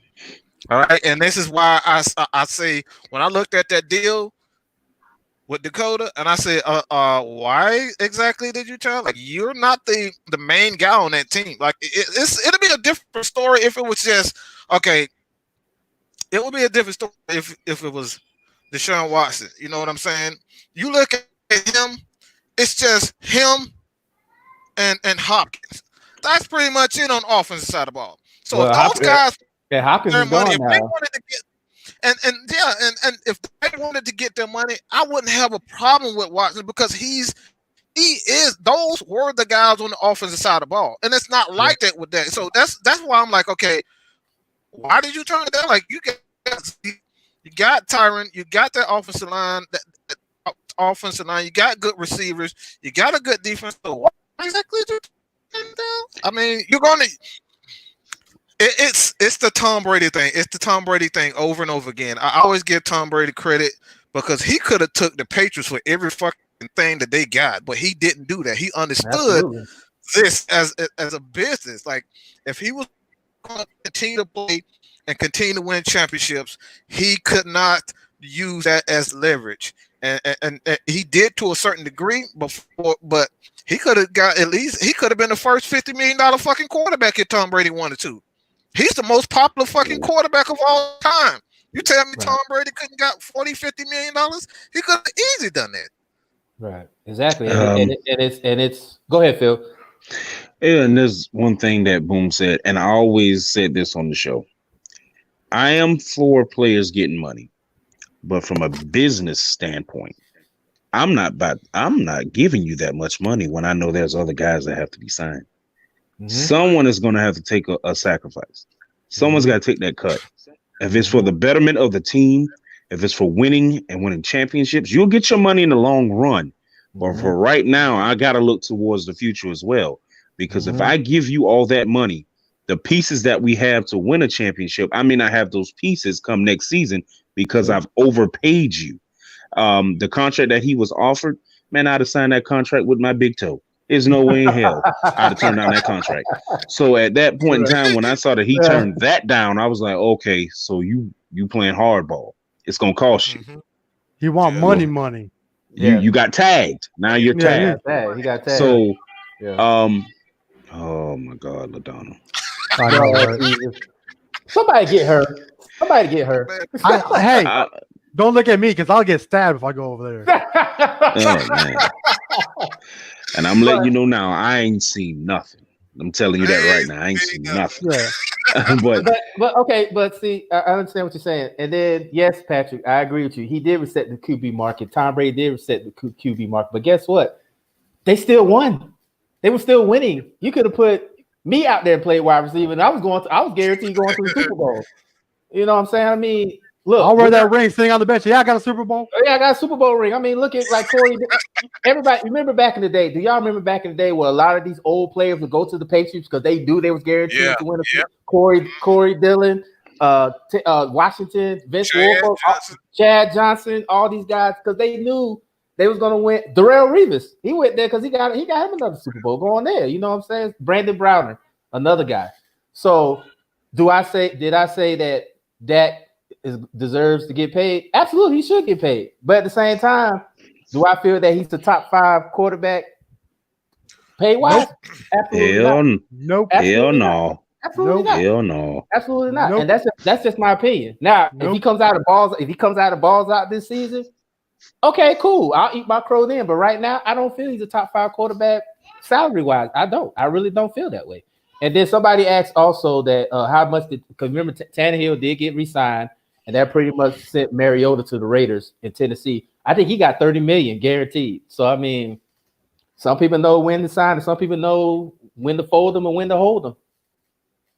So let me take care of this. Let me take care of this right here. I got to take care of this right here. Go ahead, bro. Go ahead. Matt and Julio, the reason why we're in Cap Hill. I gotta address this because like this irritated the hell out of me. That's not the reason why the Falcons are in Cap Hill. We just saw the reason why. 2 reasons why we are in Cap Hill. That guy is Desmond Trufant, and I love Trufant. Everybody know I'm a Trufant guy, but that was a $68 million contract for a guy that was often injured. And he was good when he played, but even in the Super Bowl year, guess what Trufant was? On IR. This past season, he played well when he was on the field, but he was often injured. Same thing with Devontae Freeman, $40 million. You gave this guy $40 million. Guess what he was? After the Super Bowl, during the Super Bowl. Yeah, you know what I'm saying? This guy was injured. So when you have these contracts with Freeman, you have the contract with Trufant, and then now you have another issue with Keanu O'Neal. His contract is going to be coming real soon. That is going to be so complicated, and that's going to be complicated. Because on one end, I want him to stay, but on the other end, he had two major injuries, so it's kind of like one of those. It's delicate. It's real delicate. And it's delicate, and this is the reason why. That's why I say you can't just look at oh, he got $150 million, but You gotta look at also you gotta look at the guaranteed you money. gotta look As at the much as getting the guaranteed money. The guaranteed money, the way contracts are structured, are only for the most part only the first 2 years, the first 3 years or so. Yeah. All right. Uh-huh. So these guys are getting $4 million guaranteed in the first 2 to 3 years. And then after those 3 years, that's where you see guys like Desmond Trufant being traded. That's where you see Freeman being traded. That's why you're seeing Deshaun, not Deshaun, but Beasley Hopkins, gone. Beasley Yeah. going, like Beasley Vic gone. Beasley. Like that's at least over $200 million in players alone that are not with this team. True. And it's not Julio Jones' fault. It's not a quarterback. It's not just, you look at Dallas. You got to look at everybody, how you paid everybody else. So you can play two players whatever you want. But it's $198 million on the contract, on the salary cap.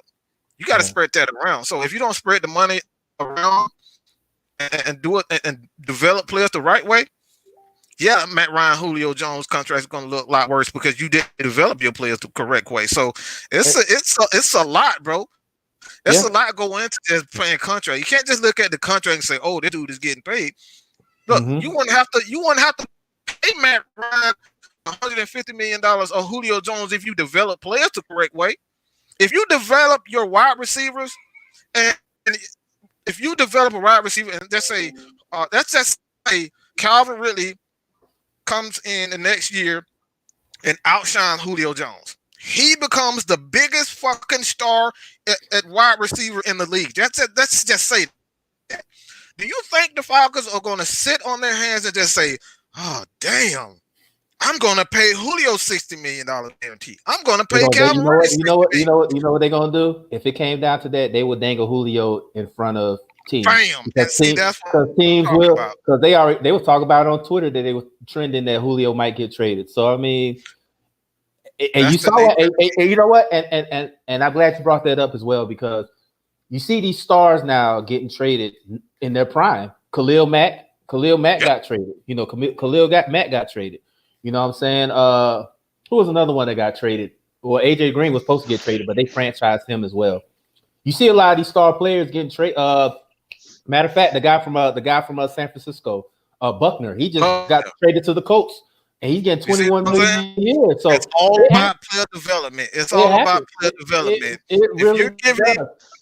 If you're giving these guys so much money, then your player development absolutely is shit. Yeah. Let's just be real. Hold on, Mike. I want to bring this up. He said they would never trade Julio. Well, we never expected the Texans to trade DeAndre Hopkins, and you saw what happened. Exactly. So you saw what happened. Anything can happen. Anything can happen. That's one thing about free agency. Anything can happen. Like I said, nobody expected DeAndre Hopkins to be a Cardinal. I didn't. I certainly didn't. I didn't. I definitely. Anybody thought that he was gonna get traded? Anybody? No. Nobody. That was the first. The Tom Brady going to another team had more of a percentage, a winning percentage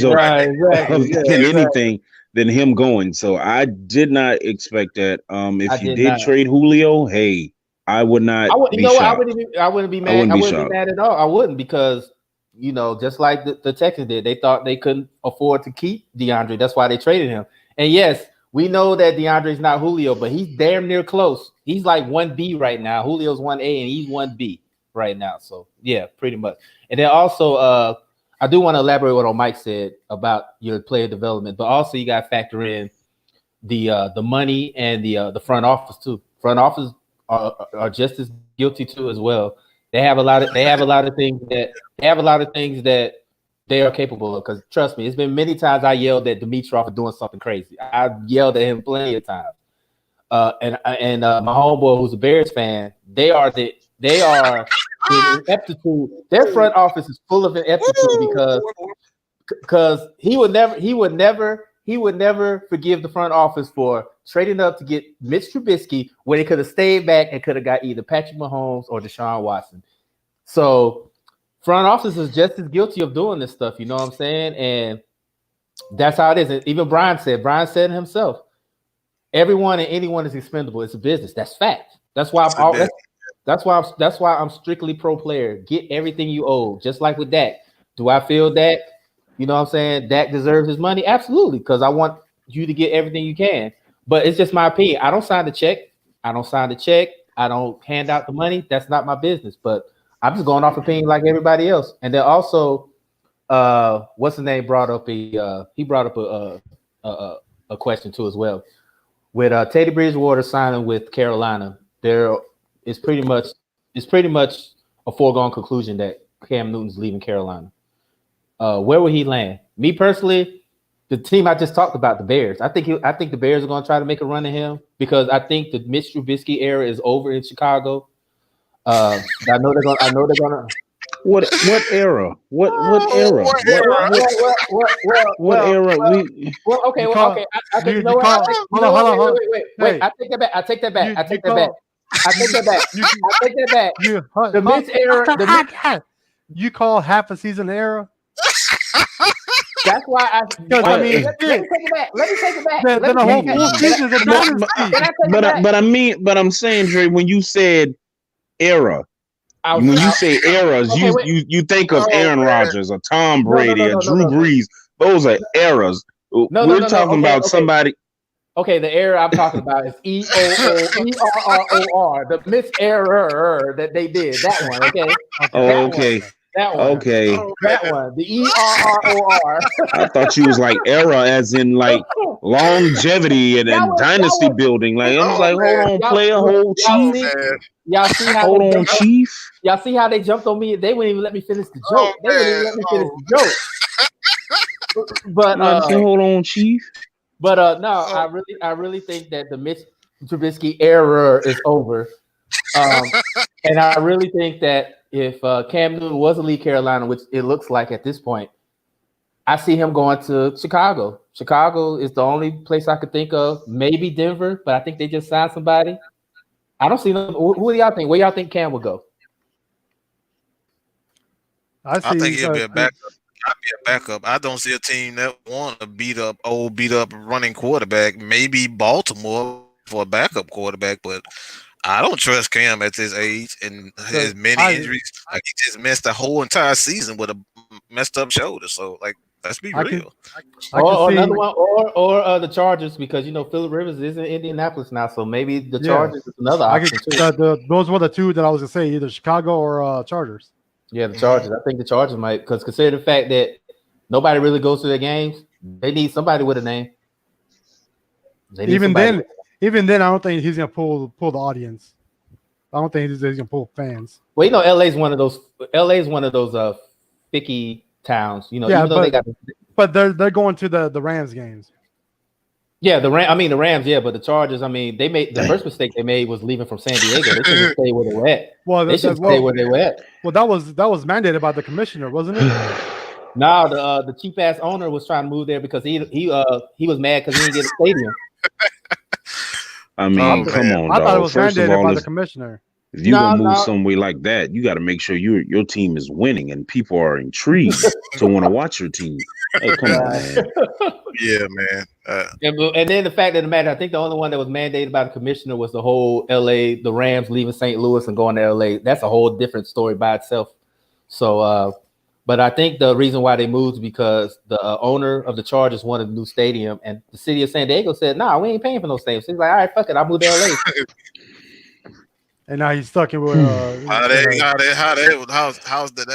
that working out for him? What being second fiddle? That's what's working out to be second fiddle. I mean, I can't even say second fiddle. I'd rather go watch I'll go watch a Los Angeles Sparks game before I watch them. I mean, and that's no knock, to women's professional basketball because those girls ball. But I'd rather go there than to watch that. So I mean, come on, man. Yeah. But it's the fact of the matter is that they are getting a new stadium, even though they got to play second fiddle again because now they have to share it with the Rams. So I mean, that's the only good news they got out of it. Yeah. But as far as I know, that's where I think Cam either be a Bear or he'll be a Charger, either one. Or like you said, he could stay and be a backup. Or stay and be a backup. But I think one of you guys brought it up, or I think somebody on the chat line brought it up. He's in the same position as Jameis. you've been a starter for so long, and now all of a sudden you have to be a backup. Sometimes that kind of fucks with you in a way a little bit. Hey, maybe they'll get you to be like, hey, I can be better and start proving your game. Exactly. Yeah, And yeah, that's one true, thing I true, like. true. That's one thing I say. Like that should light a fire under him. That Yeah. I went from being a starter to a backup player. I got to Damn. improve my game at some point in True. time. True Just, indeed. just, So I mean, that just should light a fire under anyone. Like I don't see any. If you were a starting quarterback for so many years with a team, Mhm. you've gotten all this money, you got the fame behind your name. People know who you are. He's an MVP winning. He had Yeah. an MVP He won behind his MVP, name. and he And the led to thing the Super about it Bowl. is, and you got him to the Super Bowl. And he got to the And Super Bowl. after that, there was absolutely nothing. Now that you're being replaced, Mhm. I don't see it had to light a fire under you, dog. has It to. had to put some. Yeah, It yeah. had to You put got a some point there. type of Yeah. pressure on you, where you've got to show some type of heart. You got to show some type of something that you want to get better. Show True. teams that you're actually capable of doing what you did before. Mhm. Now, And not going on social media and crying about, I didn't But- want to leave. But you know what? I- I do have a question for you guys because we did talk about David Johnston and the injuries playing a part of him declining. Can we say the same about Cam Newton? Because he did get injured. So can we say the same thing about Cam? But then you can also say the same thing about Teddy Bridgewater. He True, shattered yeah, his leg, absolutely, yeah, right? yeah, absolutely, yeah. And then he came in when And he balled, Breeze and went down. He and worked balled out. out. He And worked he on his balled. game. Was Right. it He balled. 6 games, and he went 5-1, Mhm. right. right? I think. So And Yeah, a lot yeah. of No, teams wait. and a lot of people had them dead in the water once that happened. They didn't exactly. think Teddy would come in Or and did he be go 6-0? productive like he He was. didn't lose. Teddy didn't lose a game for the Saints. So he went undefeated. 6-0 when Breeze He was went out. Look, Yeah, he didn't lose a so game. so a player see, like, and it goes back to what I said before, right? How does a player come back from an injury, a devastating injury like Bridgewater had, right? Because Yeah. when he went down, everyone said, "All right, that's it. That's Yeah. his, I that's his said it career, myself. I said it myself. right?" I said it And myself. then he come out and be a backup to Drew Brees. He learned from Drew Brees. Mhm. He managed those 6 games without Brees, and he went Mhm. 6-0. Yeah. Now, again, the same question that needs to be asked about Cam, like what you said. Mhm. How does he come back from an injury? And now, not only come back from injury, but be a backup, like Teddy was. Yeah. And Well, then, but with Cam, I think it's gonna mess with his head a little bit more than what how it affected Teddy. Yeah. So it all depends on how he handles himself coming back from injury, being a potentially a backup, Mhm. and show what he's worth outside of being a starter. Right. And then also another question to you guys is that also the Panthers did request, they did allow Cam to seek a trade. So I mean, it's a lot of parts in this whole story. No, ain't a damn thing out there for them. They just doing that. They know damn well so they can look better to their fans to say, what I'm saying, at least we gave them the option to go to Honestly, Mike, it's it's the same way with when they let Steve Smith go. They were just like, "Oh, it's good for the team," type thing. Yeah. But me personally, I do. Even though he plays for a rival, I do want to see Cam do good. And for everybody out there that's saying that the Falcons should sign Cam Newton, shut the fuck up now, please. Thank you. Look, thank you. let me tell you. Hey, let me Okay. tell you something, dog. Hey. I know he's from Atlanta. I know he's from Atlanta, but come on, stop the madness. Stop the fucking madness, please. Come on, We need dog. to get back on track because the boom moment. Go ahead, dog. Go ahead, man. It's on you, it- man. It needs to hold on. Go ahead. Let me man. get back in it. Let me get back in it. Hey, Let me get back in it. we bringing it back. We bringing it back. We bringing All it back. Go ahead. So we trailed off signing Amari, Yeah. and then Byron Jones went to Miami. Good riddance. Bye. He got paid too. Yeah. He got paid. What? He Okay. got Hey, paid. hey, Dre, Mike, Phil, we can get paid too because look at the stats on Byron Jones. Hey, look. I was waiting for that. I will say Well, this. This is all I want to say. This is all I want to say, and I'm gonna let you finish. Boom. This is all I want to say.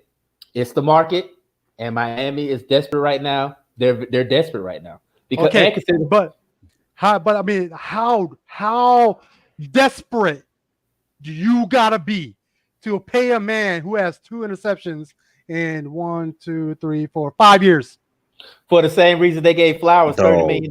You know he can't block worth of shit. But he has 2 interceptions, 0 sacks, and 79 assists on tackles in 5 years.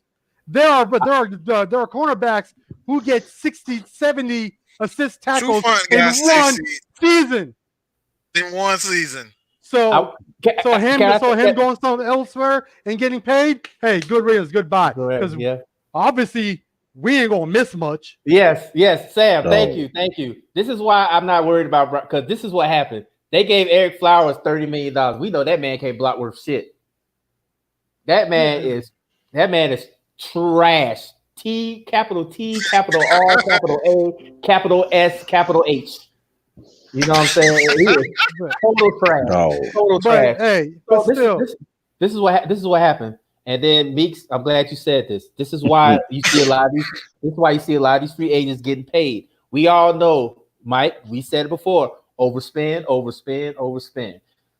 This is what, especially when you got teams that got like $1,200,000 million in salary cap space. They go outside these players because they have the money to do so. And then sometimes you get at the point where you see a player that gets $50-60 million. You be like, how? He was trash on his last team. You know what I'm saying? So I mean, but like I said before, hey players, me personally, if I was a player and somebody offered me $60 million guarantee, shit, I'm gonna show you how. I mean, I'm not gonna turn it down. I don't give a if you're stupid enough to put that money in my face, I'll sign that contract with my big toe. I do not care. I'm trying to tell you. Look at that. Look, Tannehill got $100 million for handing the ball off to Henry. Like hell, hey, shit, give me $100 million. I'm gonna hand the ball off to Henry too. But I do have to say this about Byron Jones. He is reliable. In the 80 games that he has played, he has missed 1 game.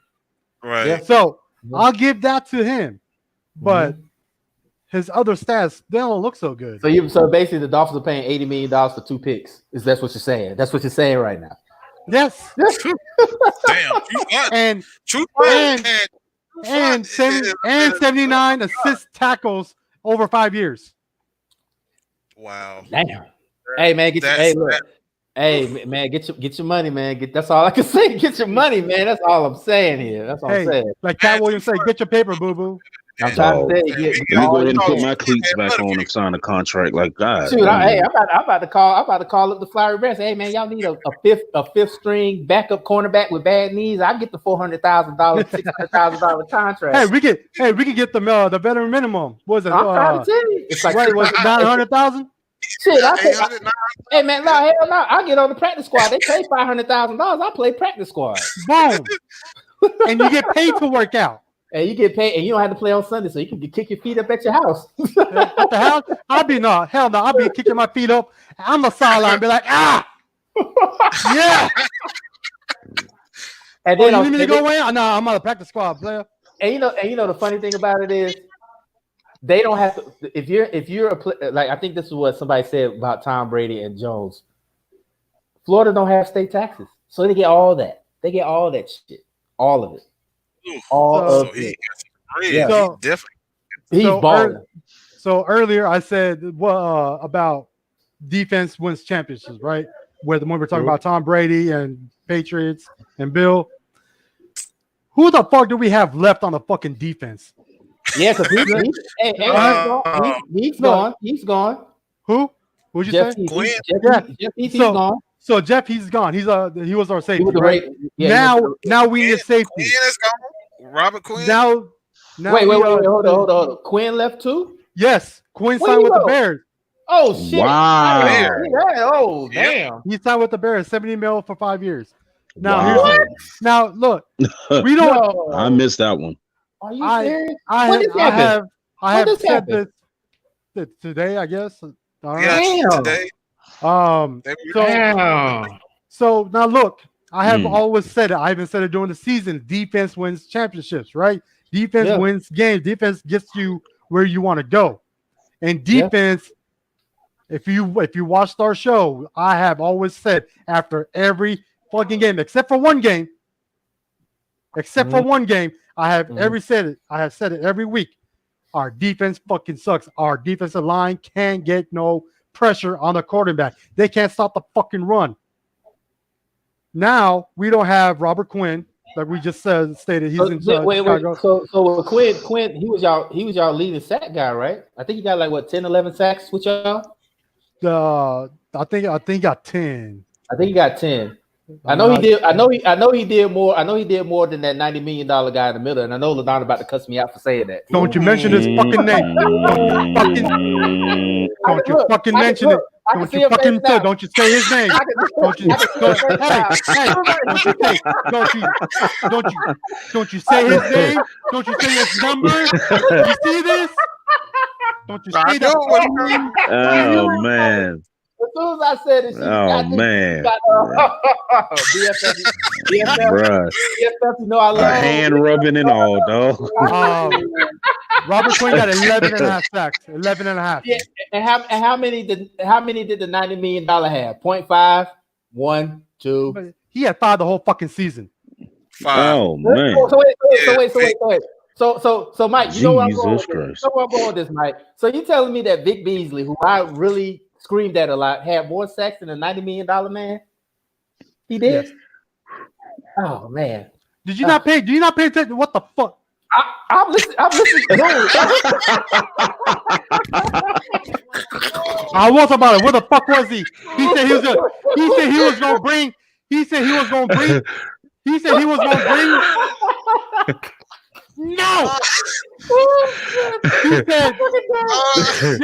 y'all remember doing the season?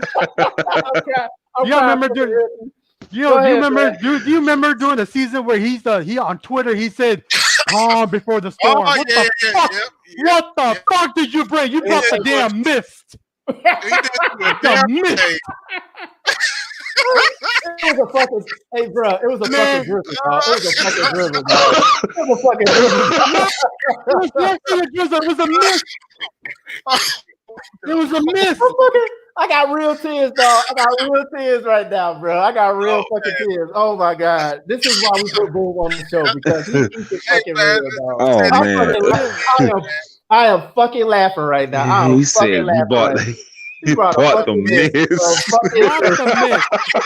Yes, he brought the mist. He brought the mist. Oh shit! Thank you. Oh god. Oh man. But go ahead, bro. Going back to what you said, that was fucking that. Hey Mike, make sure you edit that and put that on the blooper. That is fucking gold. That was fucking gold right there. That was fucking gold. That was fucking gold right there. So we have one side of the defensive line that don't do shit. You know, the person we just talked about. Then we have on the other side of the line who left to go to Chicago Bears, right? And then we have another defensive tackle that left to the Raiders, I think. Yeah. Malik Collins. And your boy's gone too. Old ass Witten gone too. Hey, Witten, just like you know what Tom Brady has done for their franchise. Hey, Witten, thank you for what you did for us. It's time to go, man. Because hey, look. I am not with. I'm not with it for you to run a 5-yard stop, turn around, catch, and get tackled right there. You can do that. I can probably do 3 because the job's short. Hey, look what my brother-in-law put about Tank. Gusty winds, no storm. No, it wasn't even gusty winds. It was the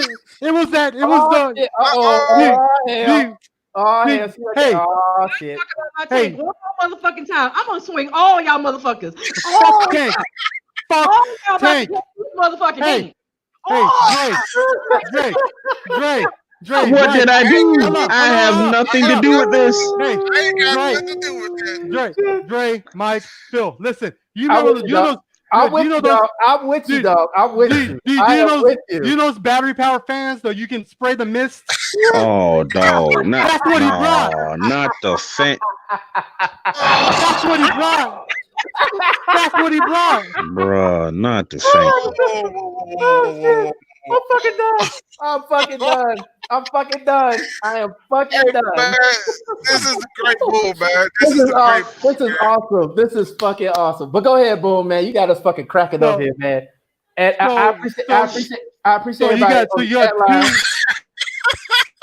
line. They lighting up, bro. The chat line is lit up. Oh my God. Lit up.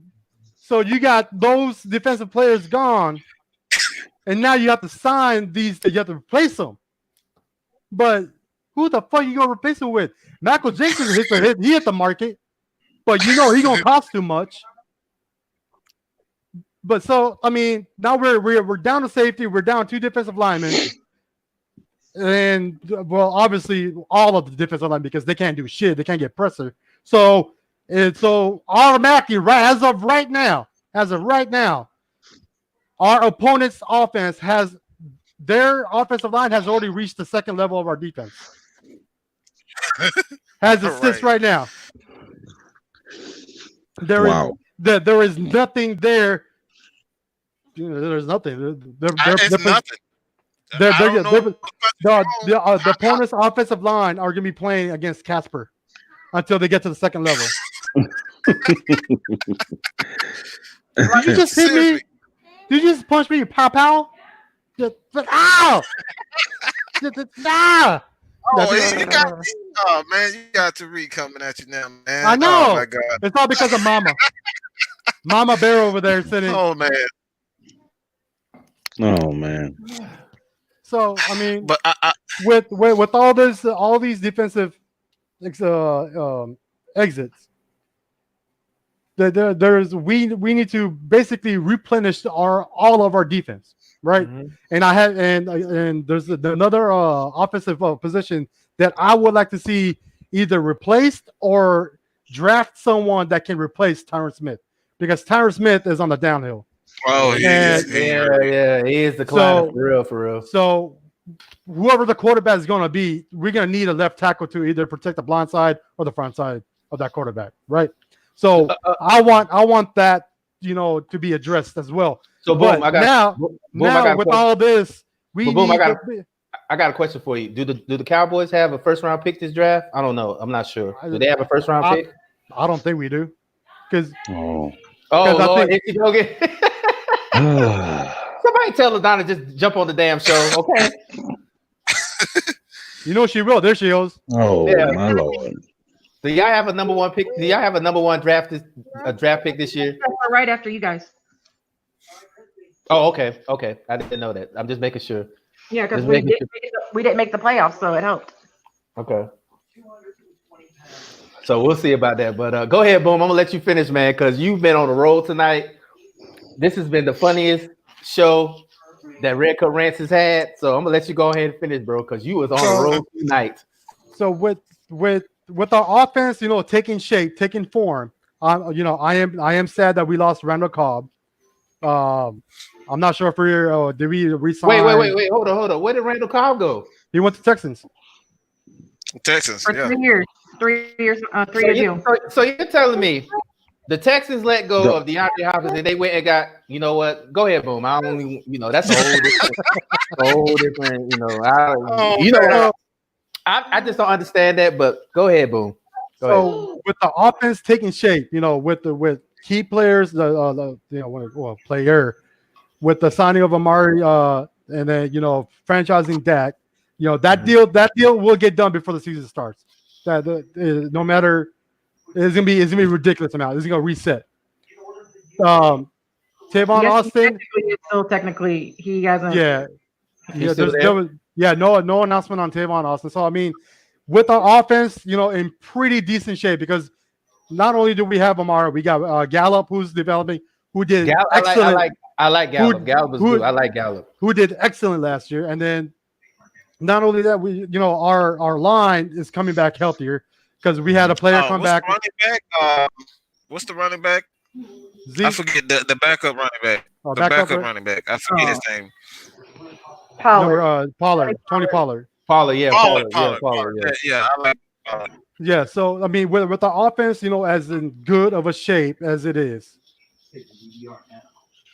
our defense has been, because I was telling Brian earlier in a group chat, our defense went from shit to horrendously shit. You know what? It reminds me of the Falcons. It reminds me of the mistake the Falcons made. Man, look. We were historically great in 2016, so we thought the offense was going to carry us, and the defense completely bombed on us. And I don't think Dallas. I'm telling you right now, from a Falcons fan perspective, you don't want to go down that road, dog. That's a road. Hey, look, and unfortunately, that's the road that is going down on, because our defense is completely dismantled. So right now, everybody pretty much gone, right? Who's left? Yeah, who's left on the Cowboys defense? We have Van Der Esch, who we don't even know if he's going to be healthy enough to even play. Sean Lee's back. I heard Sean Lee's back. Sean Lee is re-signed, but I think we signed him just because Van Der Esch's availability. Mm-hmm. Jalen Smith. And then we have Jalen Smith, who from the year before to the last year somehow lost 2 steps because he was getting burned by tight ends. That Chicago game, I saw it. Oh my God! That Chicago game, he was getting not even the Chicago game. You can go look at the Eagles game at Philly at Lincoln Financial. And someone tell Sean Gomes, just because his name is spelled that way, that's not how our Sean Lee spells his name. Thanks. Go ahead. Oh Lord Jesus, here she comes. She's so damn petty. She's so damn petty. Super petty. So as it stands, our team needs is mostly on the defense. We need a safety. We need a corner. We need a few defensive tackles. We need pressure up the middle. We need Jesus. So LD and boom, this is for y'all. This is for Meeks. He's a fellow Cowboys fan. How y'all feel about that statement right there? That statement, I don't think it was true to begin with. Because last year, again, on paper, it was great. But I even said in the preseason, when we started doing our show during the preseason, all 4 games, every week, I have said it. If you don't believe me, you can go on YouTube and watch our show. I got it. Go watch just the preseasons that we did. Just the preseason. I have always said our defense looks slow. Our defense can't get pressure. Yeah, I have always said it. So that statement right there is bullshit. On paper, it looked great, but looking and seeing them play, they were out of sync the whole fucking season. Like I said, fucking number 90 brought the mist, kept bringing the mist. And then friend about to be.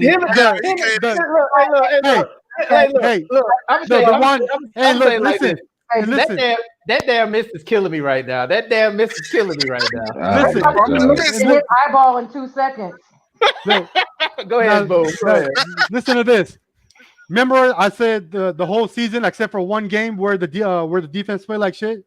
That one game that we played great was against the Rams. I was going to say the Rams. I said the Rams. Now, hear me out. Guess who still didn't show up in that game when the defense played excellent? Don't say tank. Don't say missed. Missed. The only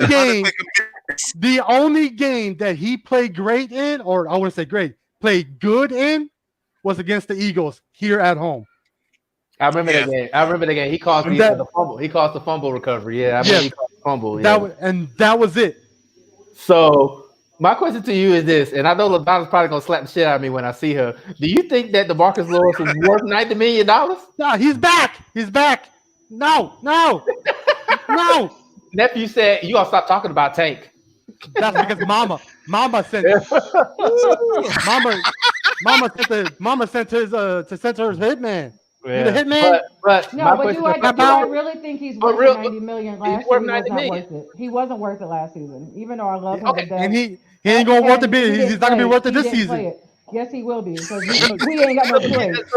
We ain't got no choice this season. This is the thing right here.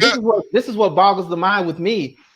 when people say that, and it's cool, but when we say the same thing about Dak, now everybody wants to get pissed about it. That's the crazy part. That's the real crazy part.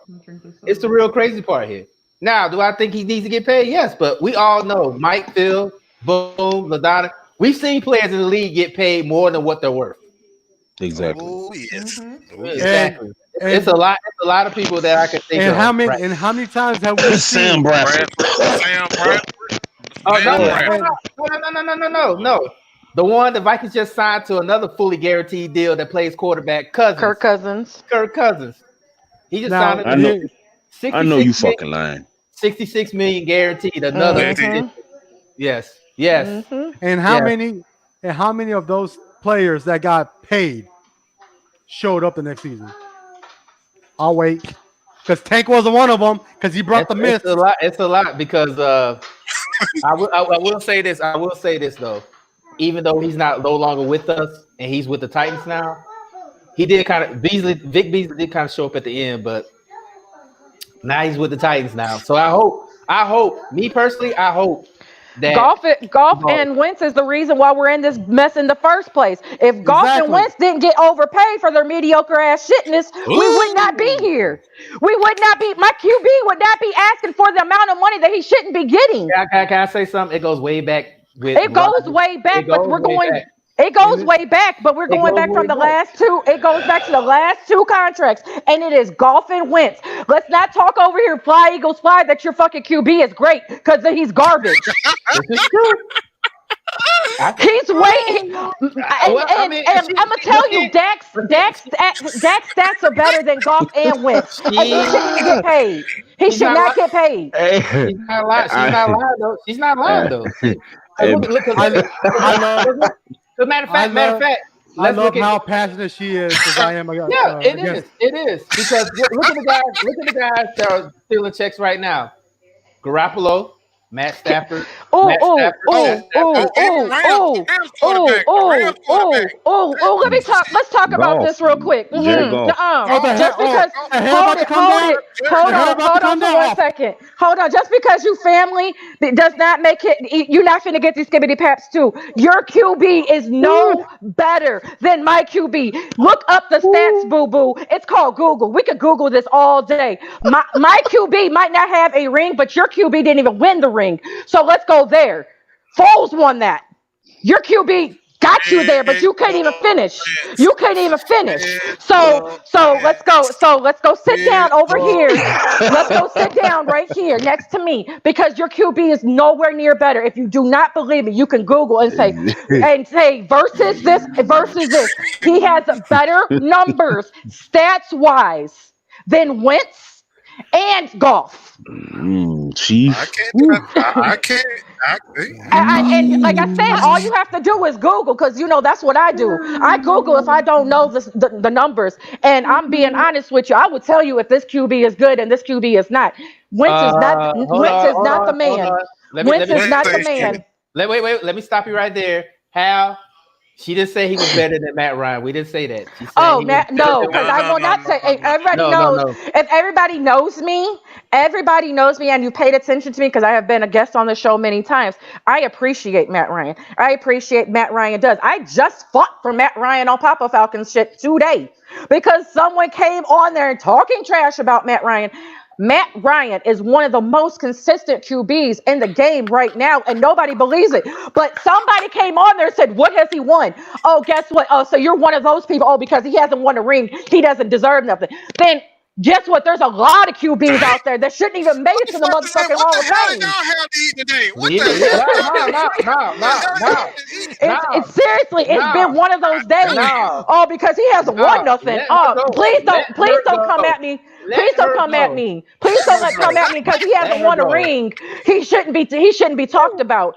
Top 5. He's been almost a top 5 QB these last few years, but y'all don't want to see that, because y'all don't pay attention to stats. Y'all just pay attention because he's not playing all the 11 positions on the field to make the game win, that he should be doing something. Get out of here with that bullshit. Well, we can just end the show now. We can just end the show. Sorry, now. my bad. Hey, you don't get an argument from me. You don't get an argument from me there. Not at all. I need the candle. I need the candle. Mike. Make sure you edit that. Make sure you edit that one too. You edit that one too. So all the Falcon fans out there that was talking all that shit. We had a Cowboys fan defend our quarterback. That says I do it all the time. That says a lot about some of y'all that trash Matt Ryan. He did not do a huge. Put that up. Put that last comment up, Meeks. Boo boo. It was not him. It's called play calling. Because he must be the running back. He must be the offensive coordinator. He must be a tight end. He must be a blocker. He must be that defense that got tired of shit out there. He was not the only one that played the fucking game. Please, I'm tired of this 28-3 blowout. I am not a Falcons fan, but for real, y'all got to come up with better excuses why they lost. It was not Matt Ryan. It was not that man that threw the ball. They went away from the run game immediately. They play calling stopped. Horrible. And then when y'all were throwing it to the man that should have been getting the ball, Julio, he was not even getting the ball until the end. Come on now. Come on with that bullshit. Look, Walk off. Let me explain this. First of all, I'm gonna let you. Hold on. Dre, wow. Just give it a minute. I just want. Hold on, Dre. Just give it a minute. Hold on. Just give it a minute. I have something to say. Just real quick comment. Just real quick. To all those Atlanta Falcon fans that burned Matt Ryan, y'all want some lotion for the burn you just got from LaDonna? Thank you, Brian. Thank you, Brian. No, he's right. He is right. He is absolutely right. Number one, yes, Prince, we know the Eagles got the Super Bowl, but the guy that y'all paid to get that Super Bowl didn't get it. It was your backup that got it. Number two, we already know that we blew the Super Bowl. It's immune to us. No. This guy. Look at this comment. No. This comment here. Yeah. I said it. I told everybody it was Shadoofus's fault for blowing that lead. Yep. It was his fault. So, and then number three, on top of that, it happens. But the thing of the matter is that people said the fact that, they want Matt Ryan gone because of that. I'll take him. Did it happen in 49ers? Yeah, the 49ers. So the same way. So to all those people out there, Prince and all of them that talking about that shit, y'all gonna give the 49ers the same donkey for blowing the lead? We all know what the common denominator in this is, and that's Shadoofus. Prince, you then go look up his stats, boo boo, because he has been top 5 QB. Matt Ryan's consistency has been almost top 5, not top 10 the last few years. I'm not saying every year he's been top 5. I am letting you know that he has been that consistent. And yes, he has been top 5. He's been a top 10, but he has been majority of the time top 5 because he is consistent. He is throwing his 4,000 yards. He has not thrown that many interceptions, and he's barely getting injured. He just missed his first game last season. So consistent. But y'all don't want to pay attention because when y'all lose Matt Ryan, that's when y'all gonna cry. So just making it to the Super Bowl is the standard now, and not mail. This right here is funny as fuck. He said he's a systematic QB, not a game changer. All right, no, you got to say, hey, hold on. Prince got to be like, you capping now. You capping now. Like, come on, you capping now. You capping now. Come on, that's a reach. That's a reach. I'm gonna need you to pull. I'm gonna need you to pull back. I've never seen her that's this red. Unless she was outside in the sun, but no, that's your son. That's over here. He ain't listening to the BS either. Yeah, tell him. I don't. I mean, come on, dog. Like, I mean, my team was a part of that Super Bowl where they blew it, and y'all use that excuse. Y'all say that more than I ever have. I've never bought that back up. I've never said, 28-3. Who the fuck cares? It was one game. It happens. Things like that happens. We've seen We've seen meltdowns time and time again. But to say that this guy is not consistent and one of the best quarterbacks in the game, you are capping. You gotta chill. Super You cap. gotta chill. I mean, I need name. Matter of fact, since you say he's system, name better quarterbacks right now. If you can, if he's not in the top 5, name the top 5 right now. Put it in the chat. If someone Active says players. Wentz, I'm leaving. Active Active players. If Thank someone you. says Wentz or even Dak or Goff, I'm leaving. I'm leaving right now. Yeah, tell him. Hey, Mike and Phil, Mike and Phil, y'all can vouch for me when I Don't say start this.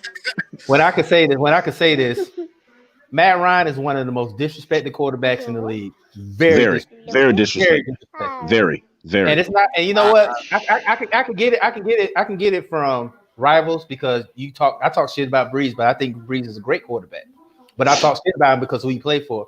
But when you have it from other fans, when you have it from not other fans, our own fans that talks about how bad a quarterback is, I'm like, And it's really, just not. dog? It's not just fans. It's just not fans. It's fans who are fans of teams that have won championships. So they have an idea of what greatness looks like. All right. It's not. It's not. Even teams that are fucking sorry, like the Cleveland Browns, they understand what a great quarterback looks like. But The somehow Bears, the Bears. the Bears. Come on, man. We had But Tony Romo forever, and you could just tell me how shitty that looked. You know what, Meek. I'm glad you said this. I'm glad you said this. That is true facts right there. And that's Very true. true facts. Very true facts. That's right. I mean, I don't agree with underrated, but overlooked, yes. Very much overlooked. He is overlooked on a lot of things. Like, come on, dog. You cannot sit Breeze, here and tell me. Lamar Jackson, Russell, Mahomes, and Aaron Rodgers. There's only 2 people I can get on that list that you could say that. That's Drew Brees and Aaron Rodgers. Them other three are new to the game. They're new. Russell not, but Lamar and Mahomes. Not, but them other 2 How can you say?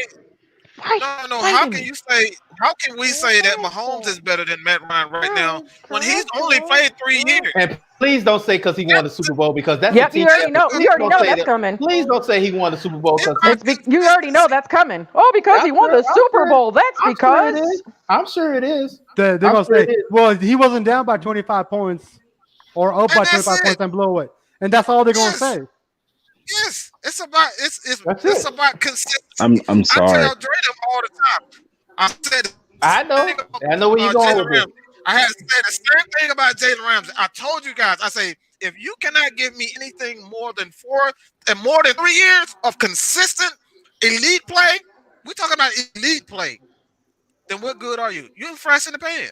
We're talking about flash in the pan. Not saying that Mahomes will not go down as one of the greatest of all time. He's amazing. But you got to give me more than 3-4 years. I'm sorry, dog. We don't, and to be honest with you, we don't know this to be true because the injuries can happen any day. We don't know this to be true, and we're talking about Lamar. Come on, Chief, you capping. I'm trying to tell you, capping. You are capping. Now what? Now tell me, he goes in this season and he plays like absolute shit. Now I want you to come right back on this show and put his name in the top 5. Right. Do that for me. And then do that for me. You know how many fluke seasons we've had in the NFL with quarterbacks? Joe B, I'm glad you said this. And I want to say this.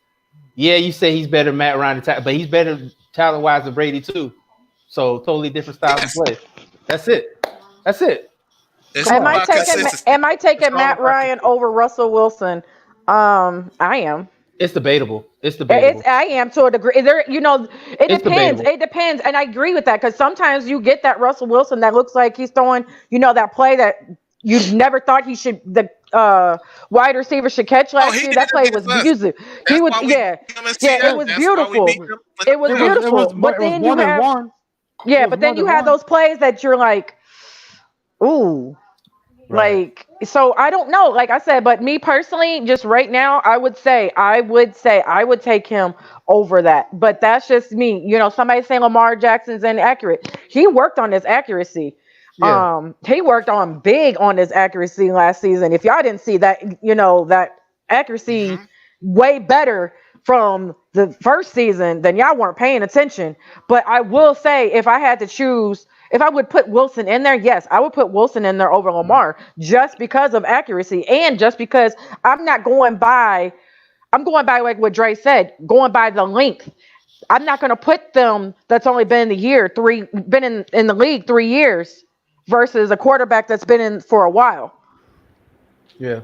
I'm not going to, it's like, I would compare Mahomes and Dak and Wentz and Lamar, all them together. I'm not putting a Matt Ryan, a Tom Brady, a Rivers. I'm not putting them together. It's two different leagues for me. That's just me. But everybody each your own. And people are forgetting there's one word that can just stop all this right there. It's the L word, longevity. How long have these other guys that you just named played? 2-3 years. Yeah. Like, come on, man. Come on. Matt Ryan has always been he's been consistent. He's been overlooked. He doesn't get the credit that he deserves. And any other team that is desperately in need of a quarterback, they would trade for him. They would pick him up in free agency without a shadow of a doubt. They'll blink of an eye. So come on, man. And he came back from injury early, right? From that sprained ankle. Yes, a sprained ankle. He did. Yep. Yeah, he did. Came back early. And then also I want to say this, Prince. Yes, we know Mahomes got an MVP, but so did Matt Ryan. The only thing that Matt Ryan doesn't have that Mahomes got is a Super Bowl. It's a Super Bowl, and we all know that's a team effort. Stop it, man. Stop it. Stop it with the games, bro. Stop it with the games. I've got to say, Atlanta. I'm sorry, y'all have the worst. I think y'all have one of the worst fan bases ever. We really do. I just think one of the worst fan bases ever. I think Cowboys fans are tied with them. Cowboys fans are tied. No, you're not. We're not even talking about the Cowboys. Let me tell you something. One thing that I respect about Cowboy fans is that some of them are very passionate and they do have faith in their team. They feel like they can win it every year. You don't see that with Atlanta. Can we tell this kid that I've been sober for like 3 months? So what you hear is what you get, and if you don't understand it, you can inbox me because I'll talk to you. Right. You can inbox me, boo. Prince Ward. I don't know how old you are. I don't know if you need to ask your mom to make sure you can have curfew or not, but you can inbox me and we could talk about this. But I agree with me because I was about to put that up. You got he said something. You can't compare two different type of passers, and that's right. He's completely correct about that. And you know what? And I appreciate these because Meeks is another Cowboys fan. He's talking about give me a better pocket passing than Matt Ryan since his draft back. There's only one. And he barely got lucky on that. And that was Joe Flacco. Name another quarterback in that class. Name another quarterback in that class of 2008 besides Matt Ryan and Joe Flacco. Name one. Anybody on my chat line who want to call in, please do. Please do. And Phil, what you said about the Cowboy fans, where they're consistent saying that, they got confident. With me and my wife, we call them stupid. Because me and her will sit here and be like, hey, how the hell can you say that we're going to win, we're going to go all the way, when I'm looking at our defense and saying, we don't even have a fucking pass rusher. And I agree with what you're saying. It is delusional. But the fact that you put faith in your team and you're repping your team is that's what I can respect. You don't see that with a lot of Falcon fans. It's always it's straight dividing. It's straight dividing. You know what? This is why and Mike, you can vouch me on this when I say this. It's two Falcons fans. You got the Matt Ryan fans, and you got the Michael Vick fans. Oh my God. Fans are so atrocious. I'm gonna say it just like this, and there's no disrespect to Michael Vick at all. Phenomenal athlete, phenomenal player. I'll give it to him. But what the hell did he do for the Falcons? Did he get them to the Super Bowl? He was the one. That's about it. That was about it. Did he get him to a Super Bowl? Was he a consistent top 5 quarterback each and every year? Please tell me.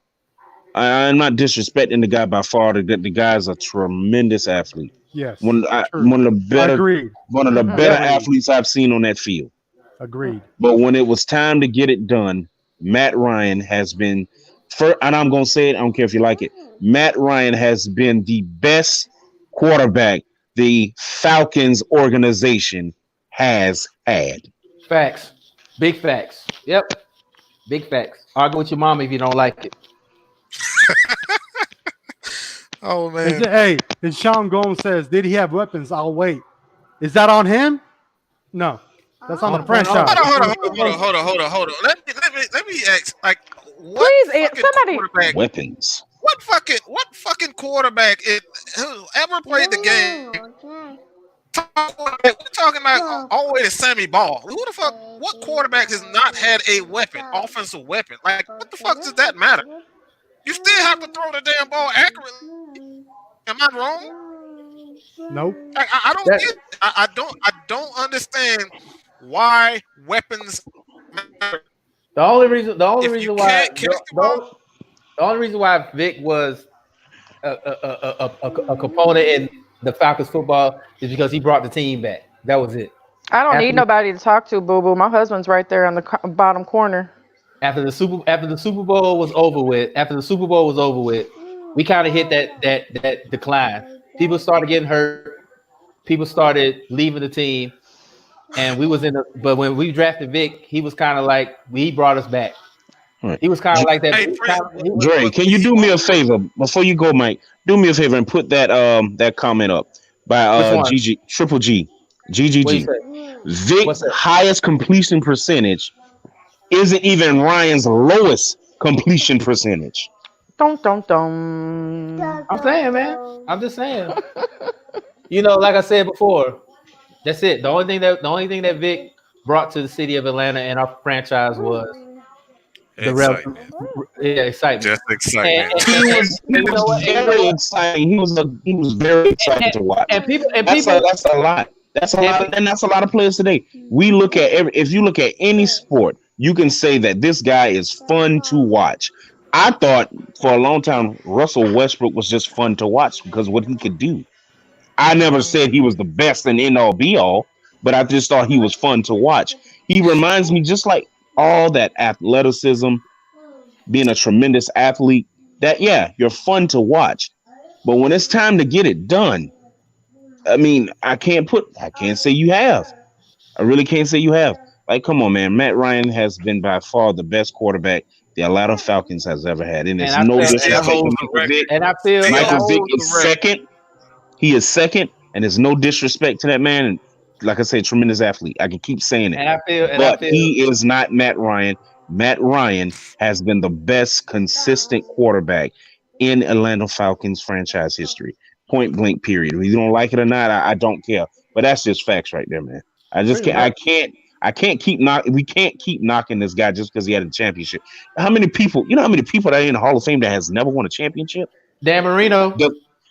Does it make them less deserving because they didn't?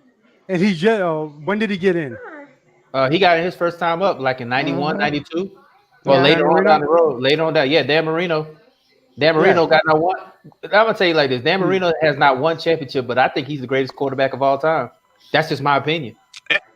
So we can't. So with all that, and I agree with you guys, we can't put Super Bowl wins as the standard of a great quarterback.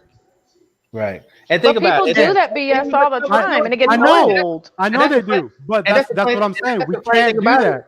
That cannot be the standard. And that's the funny thing about it is because Dan Marino, who I think is a very great quarterback, but you got guys like Trent Dilfer won a Super Bowl, but is he really great? Man, come on, man. Don't bring that name up no more, dog.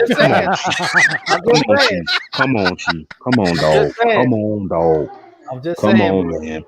I'm telling you, bro, you see it in every sport. I mean, Robert Horry has more championships than Michael Jordan.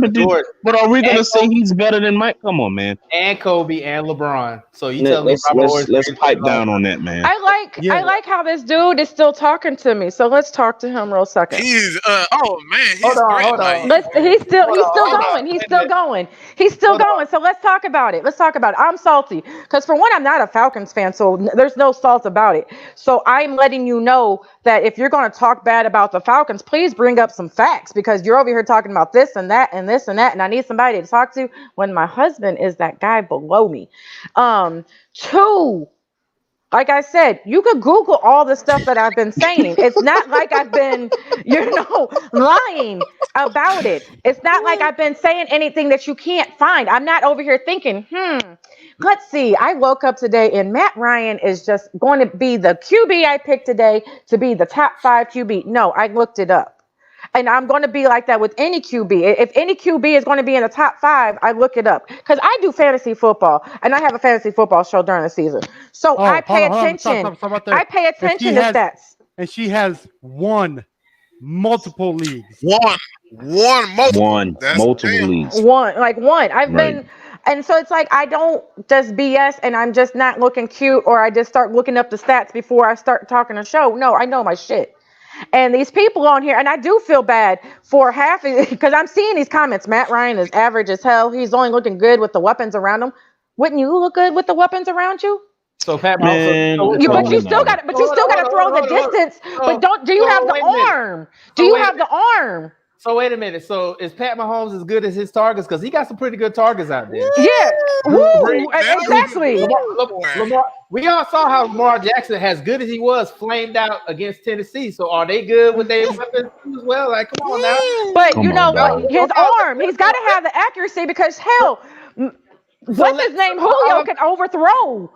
He could be overthrown, Julio, or vice versa. All I'm saying is this: y'all harping on Matt Ryan because he has the weapons. How y'all gonna not talk about Pat Mahomes and Lamar Jackson and all these other quarterbacks that got these? Man. Wait, hold on. Matter of fact, let me break it all the way down. Baker Mayfield had the ultimate weapon. He had Jarvis Landry, Odell Beckham, Njoku, Nick Chubb. And they still didn't make the playoffs. So who is it really on? Hey, Dre. Austin Hooper. So they just signed Austin Hooper, so they have no excuses. And they just signed Hooper. They just signed Hooper too. Like, come on, man. Hey, breathe in. I'm just saying, like, breathe in. All I know is if I got weapons like Baker Mayfield has with my trash ass arm, I would at least make the Pro Bowl with them weapons. But and then somebody saying Lamar Jackson's weapons aren't that good. Lord baby, sweet baby Jesus. Sweet baby Jesus. Hey man. Hey dog. I can't. Come on, man. Come on, bro. I'm gonna need some of y'all to go to the chiropractor tomorrow because y'all backs gonna be hurting for all this reaching y'all doing tonight. Woo! Right.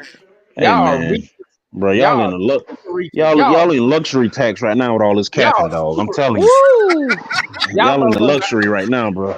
Y'all out there playing Madden with the salary cap off. Damn. I ain't lying, dog. On easy mode. Easy mode. Oh man. Super, man. Y'all playing on rookie level right now, man. Stop playing, bro. Jesus, this is like I swear. This has been a very interesting show, and I see we got 57 people listening to our show. So, man, this shit's popping right now. Shit's fucking popping right now. Oh. Yeah, so, I wanted to say something real quick. I do love Vic, and I do want to say what one person said, and it was kind of true. Vic brought excitement and put y'all on the map. When I mean and I agree with that because he made a running QB what it is today. And so I understand I understand there's more other QBs that ran before him, so do not come down my throat. There was this. No, I'm not talking about that. I'm talking about how he made it now. Because Lamar Jackson, I know he watched him. Pat Mahomes, I know he watched him. Yeah. So the players that we are going to see, the young players that we're going to see now, followed and watched Vic. So that is what he did for football overall. But what has he done for the Falcons? That's about as much as he's done. And don't get me wrong, I love Mike Vick. I am a big Mike Vick fan, and I have supported him. I supported him too. But he hasn't done nothing more than what Matt Ryan has done for this team. That's not even close. Matt Ryan almost he owns every record, almost every single passing record in history outside of okay. most rushing yards. Let me get this point. One of y'all said somebody said that what weapons that Lamar Jackson had. Y'all forgot about Mark Andrews and Hollywood Brown, right? Y'all forgot about them too. You forgot about Y'all forgot about we them just too. traded for a tight end. You forgot about Mark Andrews and Hollywood Brown, right? Y'all forgot about them too. Okay, and then you forgot about the fact that Wink Martindale, who I think has a very dope name, catered to Lamar Jackson's talent. Y'all, some of y'all just sit on the couch and watch football without watching. And then that running back that came from the Saints that went over there, he actually had 1,000. He actually had 1,000 yards, and he didn't have to juice this year. He didn't have to juice. So that's three. That's three right there. That's three. He didn't have to juice this year at all. So y'all gotta do better than that. Y'all gotta do better than that. Y'all really do. Y'all really do. Hey, I think that they're throwing the towel. Yeah. Towel. Yeah.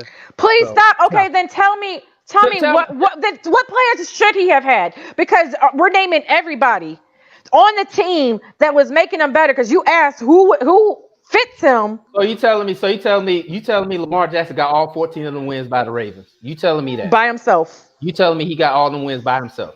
I think that's what they're trying to say. Weezy, that's they what see. Just like how they see one season from someone who's just had an explosive season, and then they're just the one. Come on, man. It's just like the Matt Ryan header saying that he should be playing defense. So Weezy, tell me how the Ravens won them 14 games. Tell me. Yeah, they got the top. They ended up losing. Yeah, they had the top. And that's another thing that I was going to say. I was like, hey. Ended up losing. They lost to a guy that was just handing the ball off to Derrick Henry the whole game. Because he had over 200 yards. He didn't even have to throw. What, he only had like 79 yards that game? Correct me if I'm wrong. Correct me if I'm wrong. Everybody that he had on that, everybody that he played with the playoffs, in the playoffs with, I mean, none of them were hurt. Everybody was healthy. So Weezy, all those players that rattled off, he said those were average players. So Weezy, you telling me elite running game? Who was running the ball most of the time? Did we just say Mark Ingram? Come on, dog. You making this too easy for me, bro. You making this too easy right now. You making this way too easy. You making this way too easy. Man. Oh, good gracious. I wish people would. Accountability has to be had. If we're gonna talk about Matt Ryan blowing the Super Bowl, if that's what y'all want to call it, him doing that, then what did Lamar Jackson do in the playoffs?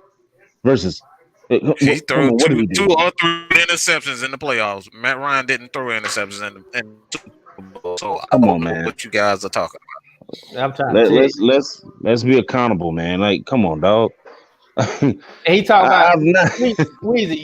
You talking about they got average pass catches. You just forgot about Mark Andrews, who's the top 5 tight end in the league. Come on, dog. A Pro Bowl. He's a Pro Bowl. You are making this way too easy, bro. And I'm looking at Sean Gomes saying, well, that wasn't Lamar Jackson's fault, but so was it Matt Ryan's fault? It must have been Matt Ryan's fault. It must have been Matt Ryan's fault. We lost the Super Bowl then. Come on, y'all making it too easy, dog. Y'all making it too easy, bro. Y'all are making it too easy right now. Y'all are. I'm really I get tired of people placing the blame on one. It's a fucking team sport. It's a team sport, dog. It's hypocrisy 101. Hypocrisy 101 that I'm looking on my chat line. Hypocrisy 101. You said back-to-back years. The first year he came in during the playoffs, right? Did he not? Remember the Titans. Without any players. I'm done. Didn't Lamar Jackson come into the playoffs without playing the regular season? That's because Joe Flacco went down with the injury? Yeah. So how you going to put that on him? He didn't have no playing time. Like, seriously, come on, man. I'll try to tell you, though. It's funny, man. It's funny as hell, man. Like, these motherfuckers out here with the backtracking and the contradiction. The Darrelle Reeves and Deion Sanders would be proud of that backpedaling they're doing right now. Oh, man. Oh, my God, man. All right.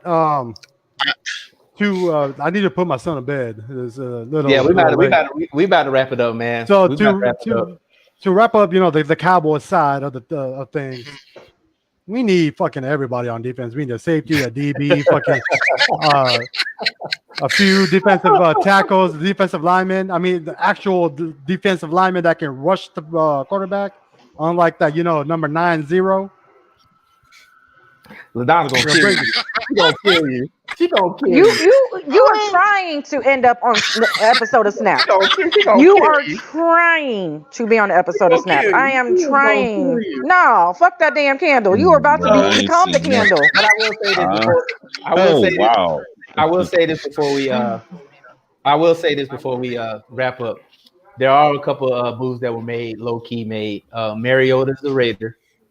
Vic Beasley is headed to Tennessee.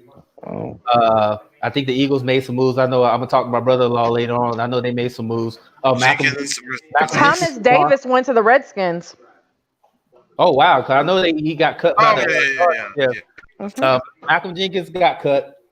Breeze signed a 2-year extension. He signed a 2-year extension. Melvin Gordon is still looking for a team. That's pretty much it. If I miss anything, somebody can comment in the chat. No, I do want to ask this question about Melvin Gordon. And there is a rumor going around that Todd Gurley might be going to Tampa. Not even at the Tampa, but just on the move. Because they're saying Cooks might be on the move too. Would you want either one of them? With the injuries and the knee problems, would you want either one of them on your team? And that's asking for y'all too. Byron, all y'all, Sam, all y'all. Would y'all want them on y'all team? Nah, I wouldn't take. As much as Gurley is a damn good dog, I wouldn't take him on my team because his knee is pretty much shot at this point. And at this point, like I told y'all, if you put him on the team, he can only give you a few good games, and it's gonna be like in spurts. And so, I mean, you don't need that on your team. I wish the guy the best. Maybe they find a way to get him back going, his knee and everything, and it holds up. I wish him the best, but as of right now, where it stands, no, that's not someone I would want. Yeah, this is pretty much what Meek said. I agree with him. If it was up to me, I would take Gurley. I would take Gordon over Gurley because Gordon is a lot more durable than Gurley is at this point. That's just my opinion. And if it was me, if we needed a wide receiver, I would take Cooks, but we don't need one, so. I wish them the best. I wish Gurley the best, but unless the team is desperate to get a running back and it's a running back guy by committee, I don't see him going nowhere. He'll probably be cut. He'll probably be cut to the curb. And let's be honest, the market for running backs is pretty much diminished. You're going to see running back by committee now.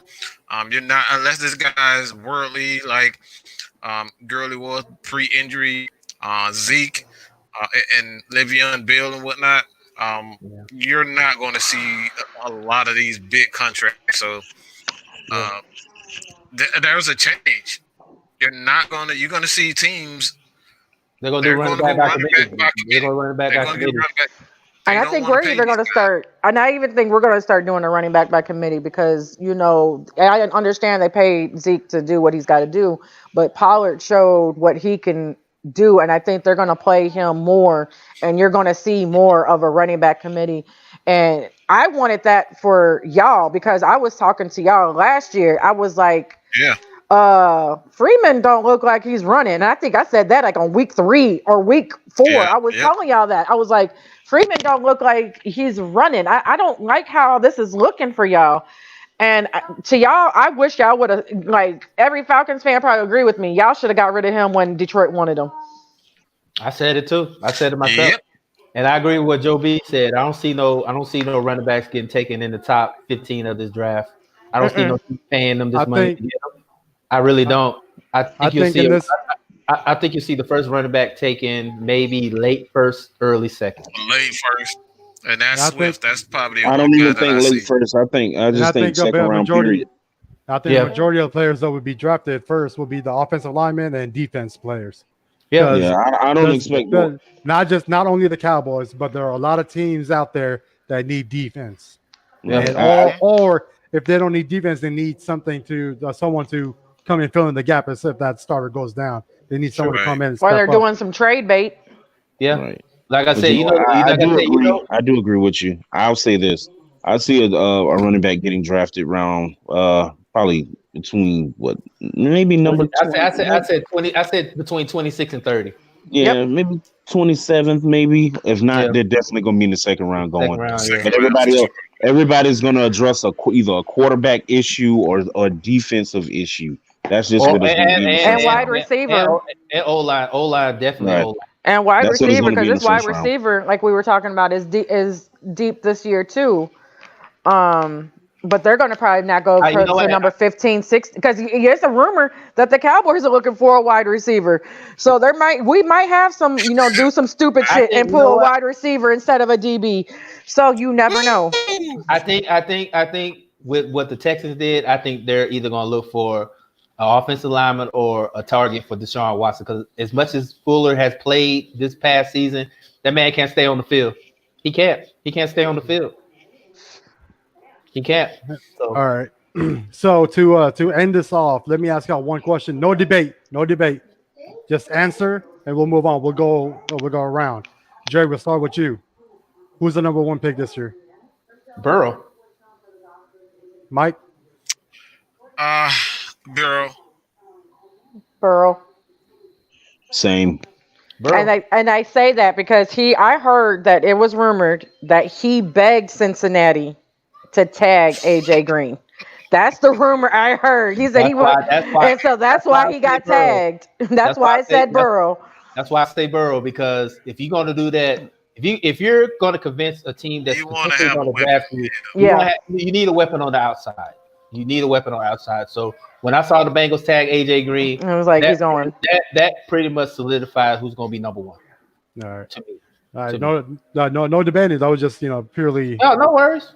I mean, yeah, absolutely. So with that being said, we are at the end of our show. Well, we've been past our show because this has probably been the most lit. This has probably been the most lit show we had. We still got 63 people watching this show, so it's been lit. But now you want to do parting shots? What the then come on. fuck? Then come on. Then do them. It's not like you're still in that. I already went off like 3-4 times. Go ahead. Does it look like I want you to tell me? Boom. Go ahead, though. Go ahead, bro. It's on you, dog. It's on you. You the man, bro. You the man. Fuck the Cowboys in the defense and fuck number 90. Bring the mist. I'm out. You see how LaDonna looking right now. Hey, boom, dogs! Please sleep with one eye open tonight, dog. Hey man, look, I don't want to see y'all. I don't want to see y'all on the episode of Snap. Please, y'all about to see it in about 2.2 seconds when he walked by. Oh shit! But LD, if you want to go ahead and say something, I know you went off tonight. I had fun tonight. It was fun times. I just love how people say some stupid shit because I guess because I'm a female or light skin or some other stupid shit. I don't know what they think to pick on me. But like I said, if you want to come talk shit to me or you think that you have a better reason of why you're saying what you're saying, come talk to me. Come talk to me. Madonna Samani. Come find me. Hey, look. You see that right there that's scrolling by? If you really want to call in. You can call in. The phone lines are open. You can always call in. I have fun with everybody. I take fun, in sports, and I need it this day because I miss sports so dramatically. Oh, hell. They start already. But for real, she ain't scared of nobody. This was great. But like I said, it was fun. It definitely was. I loved everybody on here. Like I said, I like talk shit best like the rest of y'all. But yeah, some of y'all Falcons fans, please. Stupid as fuck. Get your shit together. Like seriously. No, you know what? Y'all can be. LD, I want to say this. That's a losing battle. That is a losing battle. It's just like losing battle. And it's not just the Falcons. It's the Hawks. It's the Braves. Well, y'all Braves suck, so it doesn't matter. So you know what? Let me go ahead and we about to do a part time. But to kick you out of the studio. I'm just saying, come to a winning team. You can come to St. Louis Cardinals and come to a winning team. Oh, you mean like Marcel Ozuna? You talking about like he did? Oh, we Yeah, didn't. Oh, yeah, because we didn't even offer him money, so that should tell you something. Anyway, because of his arm, we didn't offer him money. We still have that young bull on our team. Yeah, I do, and I like y'all, and don't get me wrong, I like Ozuna, and I like Ozuna and Ozuna. I like both of them. I like the Green Arm Bandit, and I like the young kid out there. But have fun tonight, y'all Falcons fans that's been on here. Go drink, go smoke, go do something to lighten up y'all mood. Like seriously, because y'all can't be just hating your whole squad like Mike, for no damn reason. Mike, and if Dex was on here, we would tell you to say this is what we've been going on ever since we've got. I believe it. This is an ongoing battle. Life. This is why I don't. The only reason why I kind of went back and forth with a few Falcons fans because we're on the show. But when we was on social media, I'd be like, you know what? You're absolutely right. If somebody told me 2 + 2 + 5 and Matt Ryan throws 10 interceptions, I'm like, you know what? He is absolute trash. You are absolutely right. You are.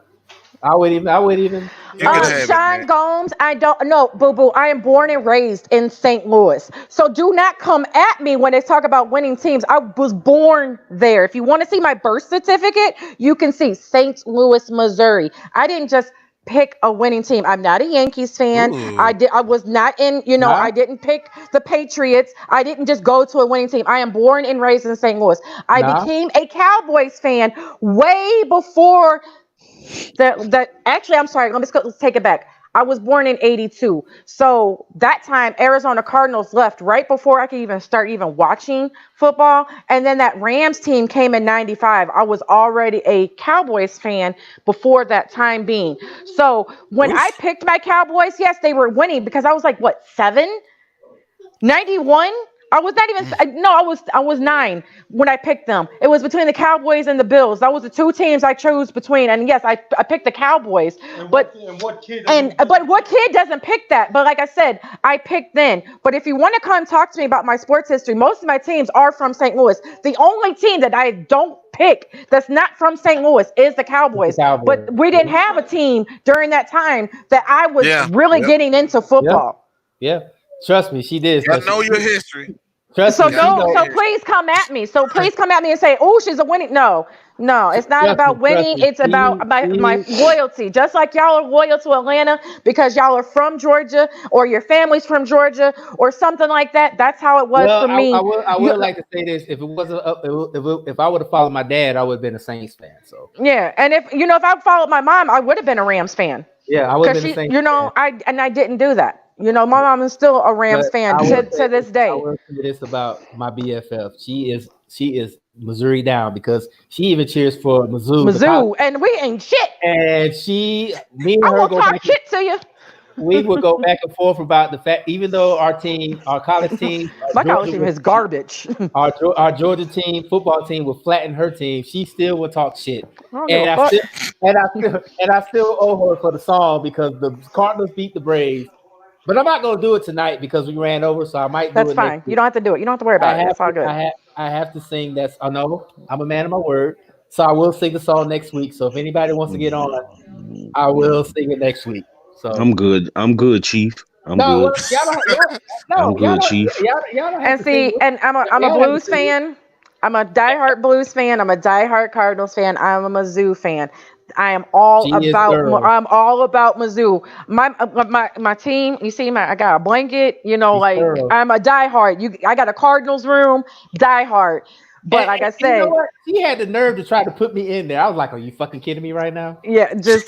I'd rather sleep on the floor in your house. Hey, I'm just saying. I'm just saying. I'm just letting you know where winners stay in that room.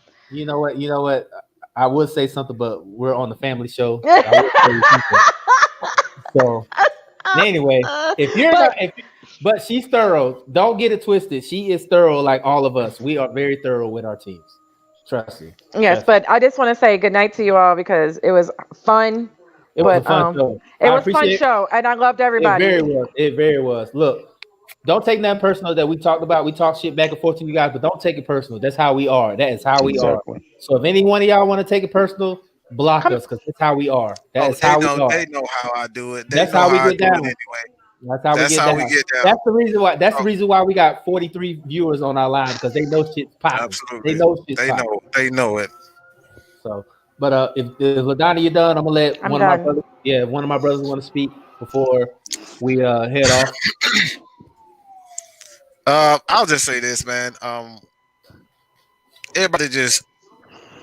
It probably has it has nothing to do with sports in general, but man, let's just try to be somewhat respectful and thoughtful when you're going out shopping for others.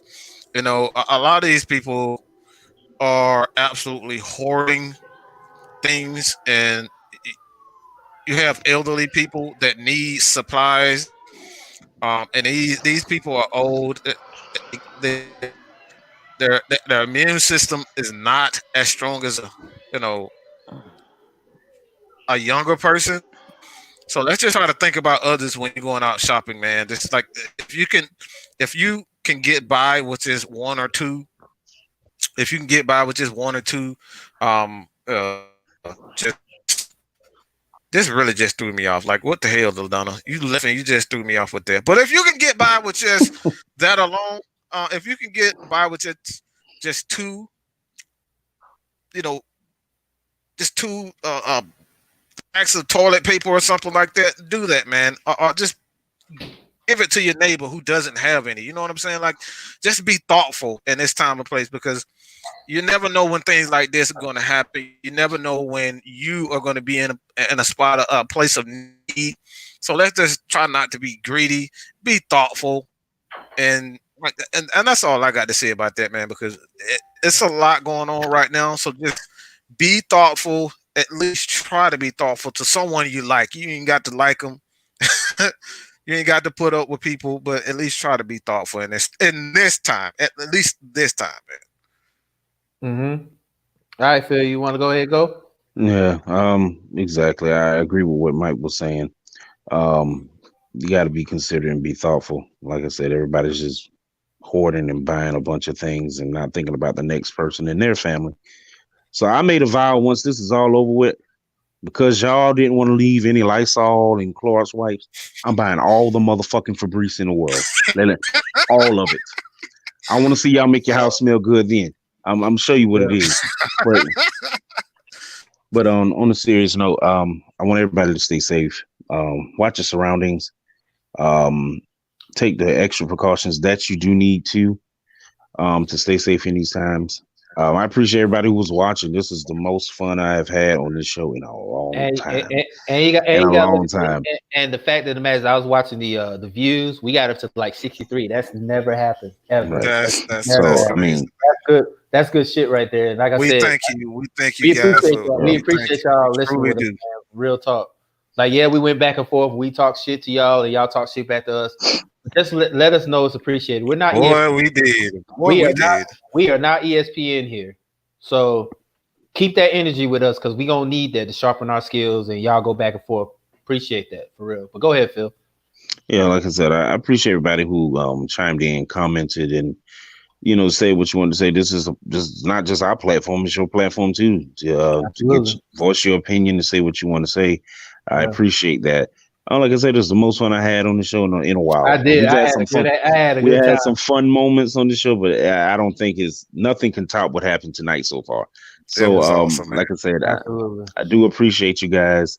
You guys are awesome. Yeah. Thank you for tuning in. Like I said, I just want y'all to stay safe.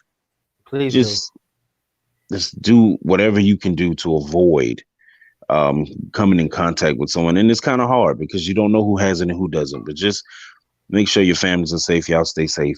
And like I said, I appreciate y'all. I would say fuck Brock Lesnar, but I mean, I just don't have that energy to do that with him right now. I don't have that energy no more. You just said it though. You just said it. I would say that, you did, but I can't put the energy into it like I would usually do. But like I said, you guys are awesome. I appreciate you guys from the bottom of my heart. Yeah. And like I said, I'm signing off. Like I said, I'm not like Boom. I can't work from home. If I could, trust me. I gotta go tomorrow. I gotta go to work tomorrow. So I'm telling you, I yeah, had to be to work at 5:30. So I yeah, mean, hey, AM, not PM, AM. So yeah. Get your rest, man. For real. So, but with that being said, I mean, unless they got some, I don't really got nothing to say. The only thing I gotta say is, man, this has been a great show. It really has. I just the numbers that we pulled in. I mean, we got close to 70 viewers, and people were engaging and calling in. Look, from the bottom of my heart, and from everybody that's involved in this, I really appreciate it. Even though it got kind of heated at times, but we need that. We need that energy. We need that energy to sharpen our skills. So, to guys like Prince and Weezy that were really bringing the heat, keep that going. Keep that going. Keep it going, man. By no means we were upset. By no means we were mad. This is just how we are. no, man. We're very passionate about it, just like y'all passionate about what y'all do. Right. It's all fun, I mean, I don't see a show going on where you can't debate and have disagreements. Absolutely. I mean, it's a healthy debate. It wasn't like it was taken too far or just throwing. It's healthy debate, and I loved it. But before I go, I just got to say one more thing. BHHS all 2020. Everything else might be getting canceled around here, but that ain't getting canceled no time soon. All 2020. Yeah.